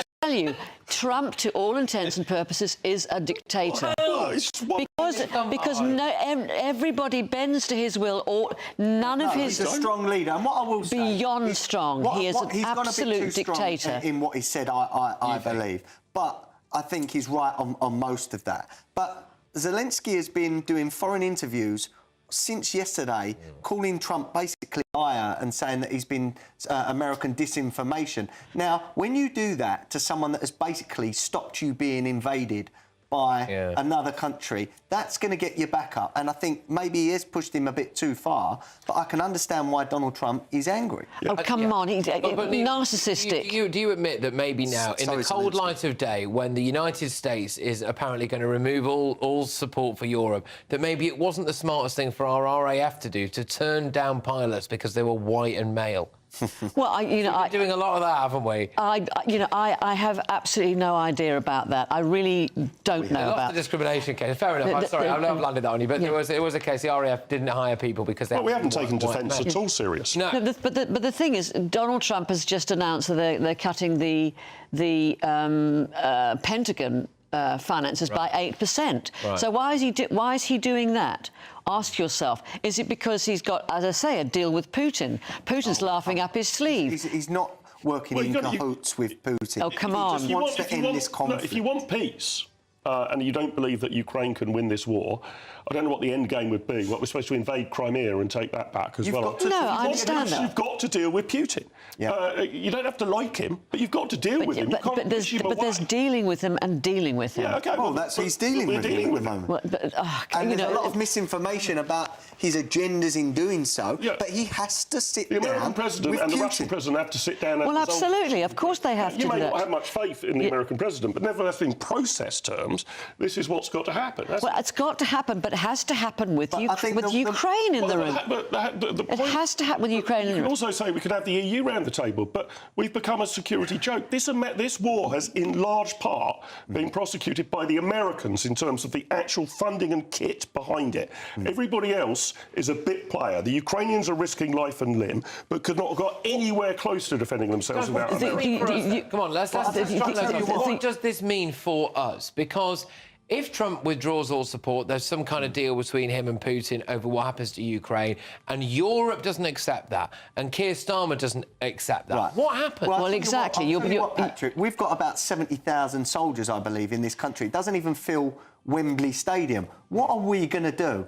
Even if we put 10,000 troops along that border, you need another 20 or 30,000 as backup. We cannot do it. It's the lowest the army has been for 200 years since the Napoleon. No, of course not. Of course not. So why is our Prime Minister promised? We could do that if Trump and Putin agree a deal. And you might not like the deal. I think Trump's actually oddly revealed far too many of his cards far too early. For breaching his own book, The Art of the Deal, where you're supposed to sort of surprise because people. There already is a deal. There already is a deal, I believe. There to be a deal. I want there to be a deal, because that's the only way the war ends, unless you genuinely think we can remove all Russian forces from Donbass and Crimea. It's the only way the war ends. There's got to be a deal. Exactly. We might like it, we might not like it. From our point of view, peace will be a good thing, basically. Now, the key thing I'll be looking for is whether the peace can stick.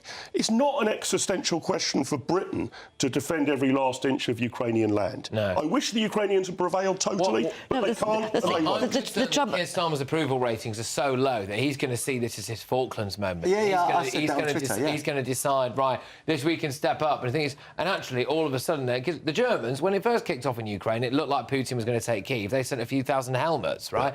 I mean, we led the charge, and I'm concerned that. But Patrick, there's a big difference between taking on General Galtieri's Argentinian army and taking on Putin's Russian army. A big difference. One of the reasons that Trump has behaved in this way is because he wants £500 million worth of Ukrainian minerals. He wants the lithium, he wants the titanium. That's what he wants, and Zelensky has said no.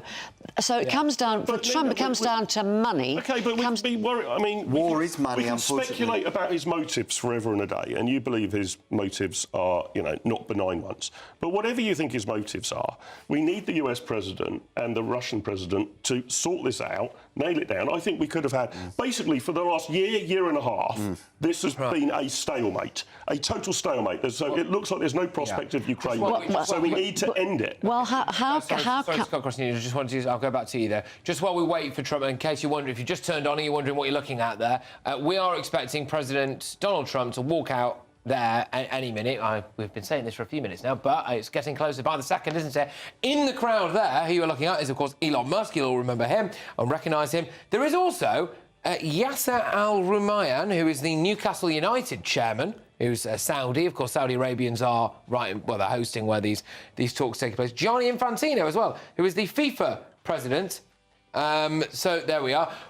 Initially, what was expected was Trump might come out, he's going to talk about US growth or whatever. But let's be honest, he has now been overtaken by events significantly. And his latest statement today, accusing Zelensky of being a dictator who started the war and could have stopped the war at any time, and is essentially, in Trump's view, taken 350-odd billion quid worth of US aid, with half of which he now says he can't account for. So we're going to hear what Trump has to say. You know, we're going to take that to you. The lights have dimmed. I think we will probably be going live to this very shortly as the camera pans round. We're in Miami. That, to me, seems like a glossy promotional video, the kind of which you would play before your guest of honour. So I've sat through enough guffy corporate events to know what I'm looking at here. But there we go. So this is probably going to be the thing about US growth, etc. But what can we learn, Mark, do you think, from how obsessed almost entirely Trump is now with US money, keeping it in the United States of America, and make Europe being forced to look after itself? Yeah, I mean, love him or loathe him, he's got a plan, right? There is a clear plan that he is rolling out and started rolling out from day one of being president. These executive orders, Elon Musk's Doge outfit, which is already exposing colossal waste of taxpayers' money in the American system. But they're not providing terrible collateral damage of people who've been sacked. People who shouldn't be sacked. Well, you should sack people if you don't think they're doing the good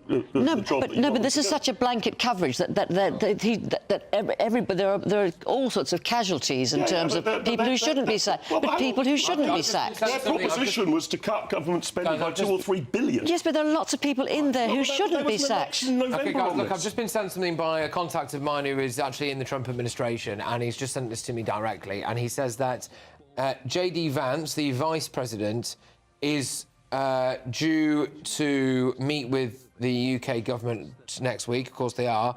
And J.D. Vance is going to directly say to Keir Starmer that he feels that free speech is under threat in the UK, and that is a massive problem as far as transatlantic relations. What the hell's it got to do with them? What the hell has it got to do with them? We're simply, this is the quote that I've got here. We are simply going to tell them to respect the values on which our civilization was founded, that you ought to debate with one another, you ought to, your government should respect when the people have a dissenting viewpoint. It's very simple and it's very obvious. And in light of that, I hate to say it, but it does look as though this Trump administration has no respect for Keir Starmer. Fantastic, because free speech is under attack in this country. As someone that likes to put their opinions out on social media and on here, I want to know that I can say what I feel without consequences. So, fantastic. I just wish we had a leader like Donald Trump here that actually puts their own citizens first. You say that, but free speech that does have consequences when you incite, when not you, but people can be incited to violence, and that has to be. That has to be. No, but there are people. There are consequences. He's being introduced as we speak. So any second now, we're going to be seeing the President of the United States. Could be a several-hour introduction. Well, this is his moment, isn't it, this guy? But yeah. I think Vance is right, and he's got every right to say this. In fact, when no, he has no right to say. It's interfering in our country. When the British Prime Minister goes to China or Saudi Arabia, we're told he has to raise human rights concerns. Has to. Brilliant.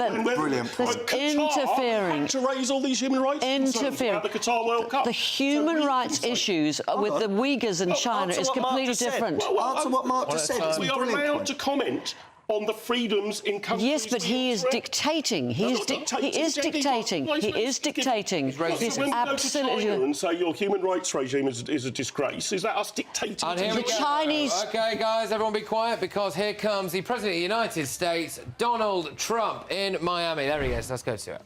The men who died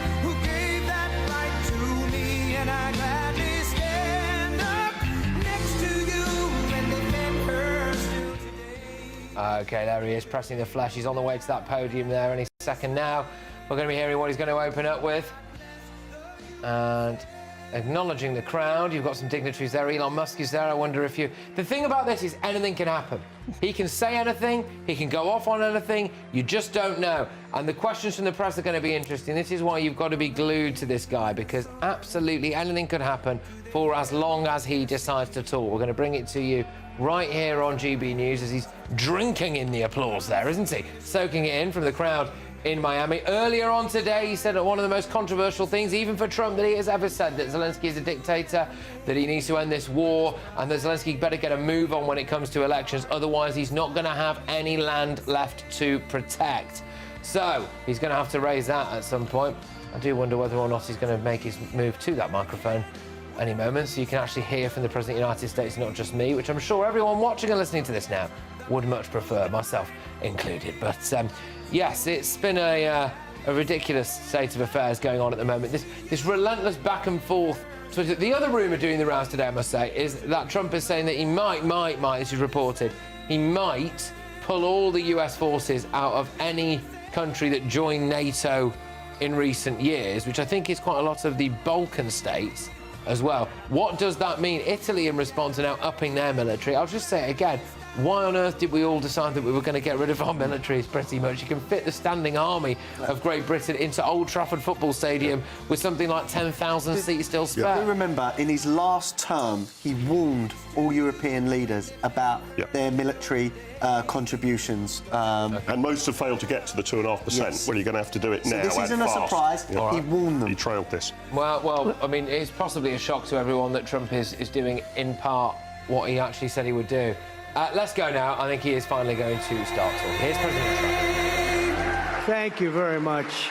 What a great group this is. You have to see outside. It's going wild outside with a lot of love for all of us, I guess. But thank you, Richard, for the introduction, and thank you to all for such a warm welcome. It's great to be back in beautiful Miami, where I've actually built a lot of great buildings with the Desert family and some others. We've had tremendous success in Miami. We have Trump Towers and Sunny Isles Beach. It's 4 beautiful buildings right on the ocean. The Grande, put the little E in the end for a little, class it up a little bit. Trump Grande, and the 700-acre Doral. It's a tremendous country club, and it's actually the most successful country club in the U.S., where I was just given approval to build 1,500 units, and I couldn't care less about building units. When you're president, who the hell wants to build units? I've been building units all my life. I don't want to build units, but they gave us permission to do it. But today is a tremendous honor to become the first American president to address the Future Investment Initiative Institute. That's the first one. It's always known. And I want to thank Mayor of Miami, Francis Suarez, for being here. Thank you very much, Francis, wherever you may be. Hi, Francis. And thank you for the endorsement when I ran. I was very appreciative. Along with the Mayor of Miami Beach, Stephen Miner. Stephen, thank you very much. Thank you. Thank you. Thank you, Stephen. Thank you very much. And numerous American business leaders, some of the biggest business leaders actually anywhere in the world, and many distinguished guests from the Middle East, and in particular the Kingdom of Saudi Arabia, a special place with special leaders.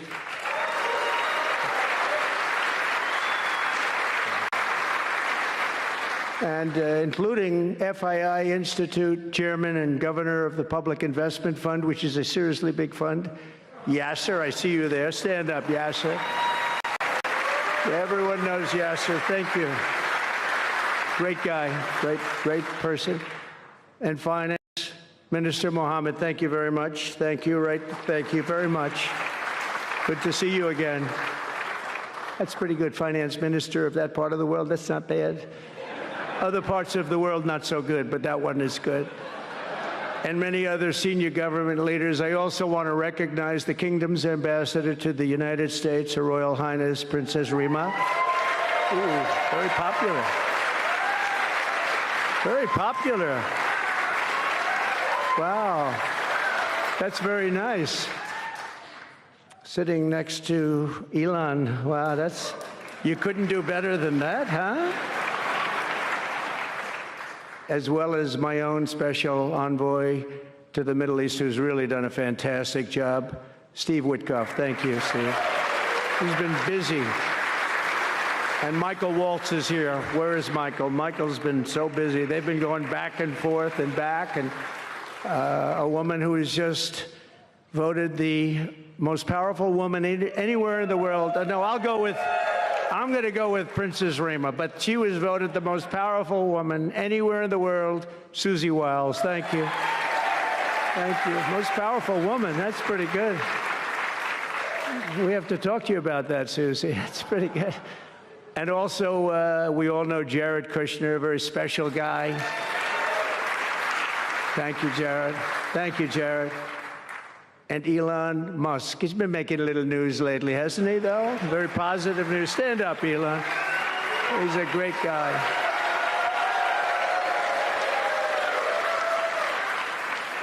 We did a little show last night. I heard they got very good ratings, too, by the way. We did. Hannity.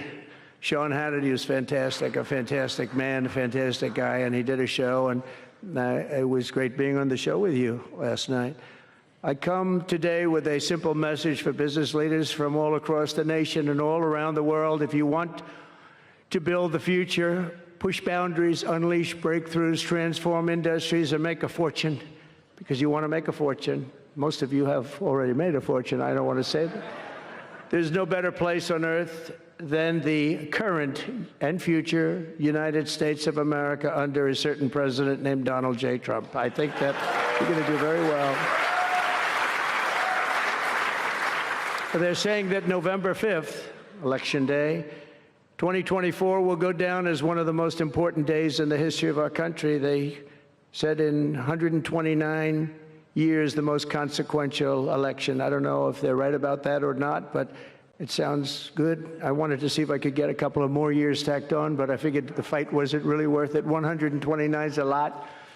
And as of January 20th, 2025, the dark days of high taxes, crushing regulations, rampant inflation, flagrant corruption, government weaponization, oh, I know about weaponization, and total incompetence will be gone forever. They'll be gone forever. Because the United States is back and open for business, and the golden age of America has officially begun. You see it happening. Since my election, America's economic engines have come roaring back to life in just a very short period of time. Think of it, from November 5th, the progress that's been made has been amazing. The NASDAQ is up nearly 10% in just a few months, and it's a lot. The Dow Jones Industrial Average is up 2,200 points, and Bitcoin has set multiple all-time record highs because everyone knows that I'm committed to making America the crypto capital. We want to stay at the forefront of everything, and one of them is crypto, and Miami seems to be the center of the action, come to think of it, and maybe it'll stay there. Business optimism skyrocketed 42 points. Think of that in a single month, the most in history by far. That's the biggest increase in history by not even close.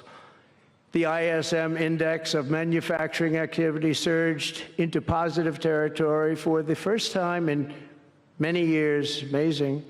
And it was just announced, this is an interesting one, I didn't realize it was that bad for so long, but it was just announced by one of the nation's most historically accurate and respected pollsters, Rasmussen, that the number of Americans who believe our country is on the right track now exceeds those who think it's heading in the wrong direction for the first time in 20 years. Can you believe that? 20 years. And this is really a seismic 27-point swing from just before the election. Nobody's ever seen anything like that one yet, sir. I want to tell you, that's a big one.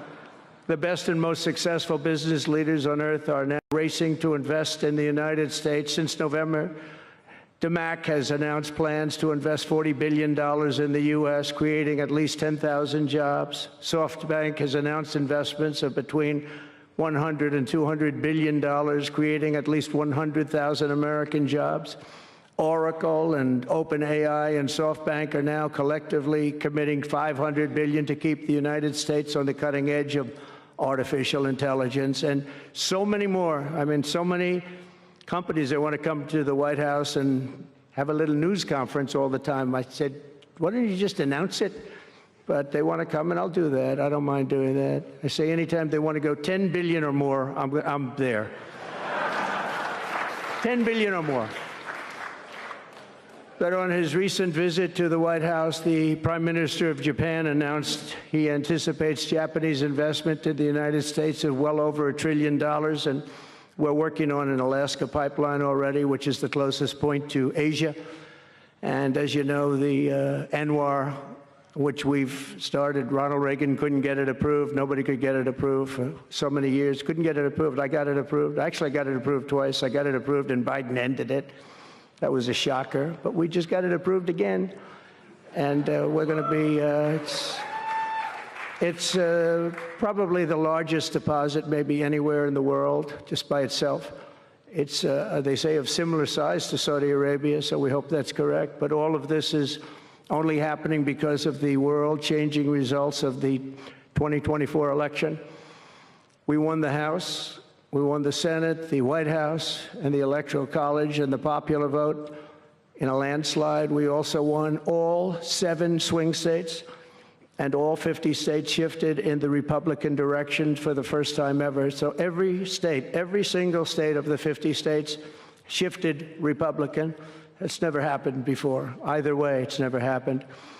And 85% of counties voted for Trump. Think of that. So you have 2,600 counties versus 525. 2,600, think of that. That's why when you look at the election map after it was all done, the certified map, the whole thing was red. 2,600 versus 500. It's a big difference. Nobody's seen anything like it, actually. So as a result of this very historic victory, investors from all over the planet once again have confidence in America's future and respect for America's leaders, and it's about time we get a little respect. The last administration was the worst and most incompetent in the history of our country, but we are moving quickly to fix every single disaster Joe Biden created and make America stronger and more prosperous than ever before.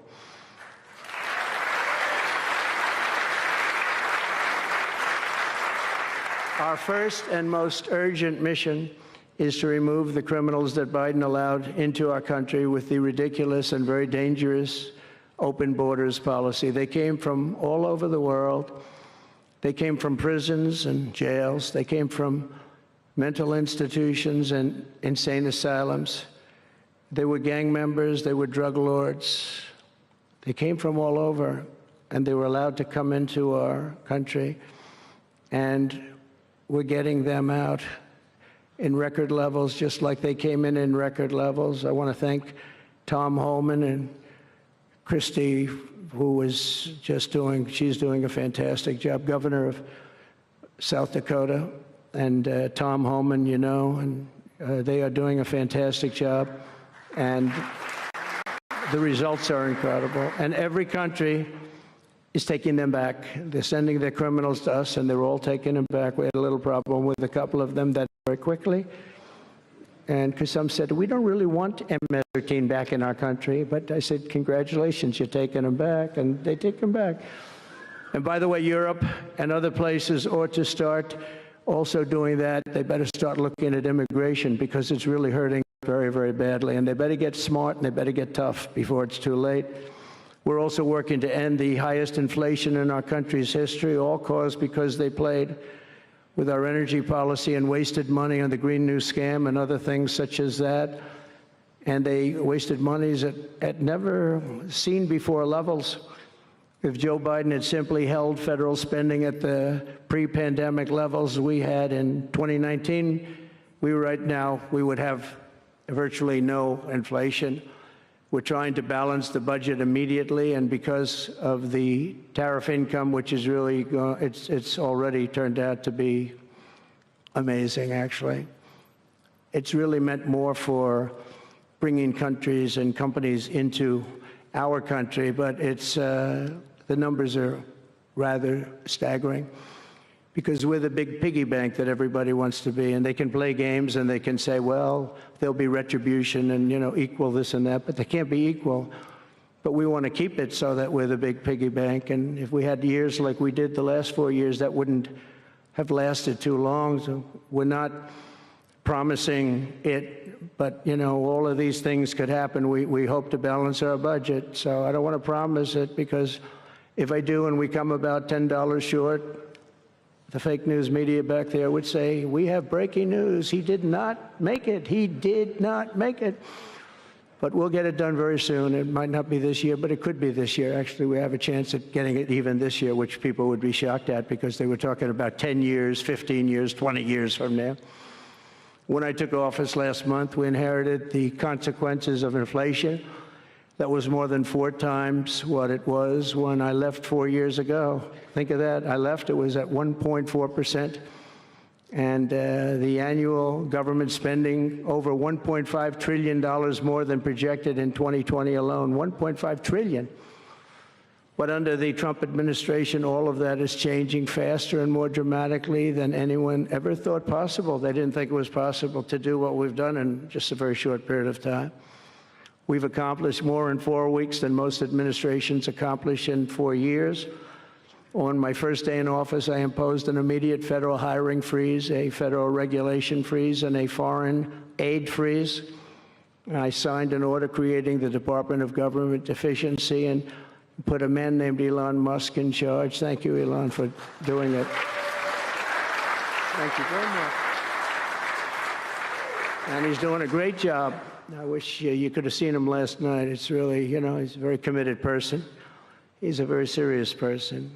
And he's a very high IQ people. You know, I like high IQ people. Not all have to be, but, you know, it'd be nice to have some people up there that he's a seriously high IQ individual. Now, he's got his faults also, I will tell you that. But not too many of them, which is now really waging war on government waste, fraud, and abuse. And they're curbing inflation and saving taxpayers billions and billions of dollars every single day. And there's even under consideration a new concept where we give 20% of the Doge savings to American citizens and 20% goes to paying down debt, because the numbers are incredible, Elon. So many billions of dollars, billions, hundreds of billions, and we're thinking about giving 20% back to the American citizens and 20% down to pay back debt and pay down debt, which is, if you look at value, if it were a real estate balance sheet, the debt is tiny, but we still want to pay it down. Doesn't matter. We don't look at it as a piece of real estate. It's America. We're going to get it down through intelligence, hard work, and, as Elon said, a word called caring. You have to care. By doing this, Americans will tell us where there's waste. They'll be reporting it themselves. They participate in the process of saving money. So many of the men and women in this room, as an example, they pay tremendous amounts of taxes. And here are just a few examples of where your money was going before I came along. These are just some of the, just taken at random. Oh, there are much worse examples than this. I was just looking at them before the speech, and I can tell you they were much worse. And there are some that are horrible, but I don't want to really say them because they're very, very embarrassing to people. Very, very embarrassing. And they're really something, but you'll be seeing it and you will be reading about it. But just some taken at random. $2 million for sex change operations in Guatemala, $20 million for Sesame Street performances in Iraq. $20 million, that's a lot of money. You know, I know what it costs to do those things. You get a cast over for $50,000, give them a couple of bucks tip, and that's it, not 20 million. 20 million, that's Gone with the Wind on steroids. $101 million for 29 diversity, equity, and inclusion contracts at the Department of Education. Wow. And we've canceled all of these, saved all of this money. And again, this is just a small sample. This could go on. I could read them all day. $520 million for a consultant. I want to know, who is that consultant? to do ESG, that's environmental, social, and governance investments in Africa. $25 million to promote biodiversity conservation and illicit livelihoods by developing socially responsible behavior in Colombia. $40 million to improve the social and economic inclusion of sedentary migrants. Nobody knows what that even means. None of this stuff, everyone's trying to figure out what the hell does it all mean? $42 million for social and behavior changes in Uganda. 40 million's a lot of newspaper ads in Uganda. $70 million for research of evidence-based solutions for development challenges. $10 million for Mozambique medical male circumcision. What does that mean? $2.3 million for strengthening independent voices in Cambodia. $14 million for improving public procurement in Serbia. $486 million to the Consortium for Elections and Political Process Strengthening, including $22 million for inclusive, participatory political process in Moldova, and $21 million for voter turnout in India. What do we need to spend $21 million for voter turnout in India? Wow, $21 million. I guess they were trying to get somebody else elected. Well, we ought to tell the Indian government, because when we hear that Russia spent about $2 in our country, it was a big deal, right? They took some internet ads for $2,000. This is a total breakthrough. $21 million for India elections, $29 million to strengthen the political landscape in Bangladesh, $20 million for fiscal federalism, and $19 million in addition to the $21 million for biodiversity conversion in Nepal. $1.5 million for voter confidence in Liberia. We need voter confidence too when you read this list. $14 million for social cohesion in Mali. $2.5 million for inclusive democracies in South Africa. $47 million for improving learning outcomes in Asia. Asia's doing very well. We don't need to give them money.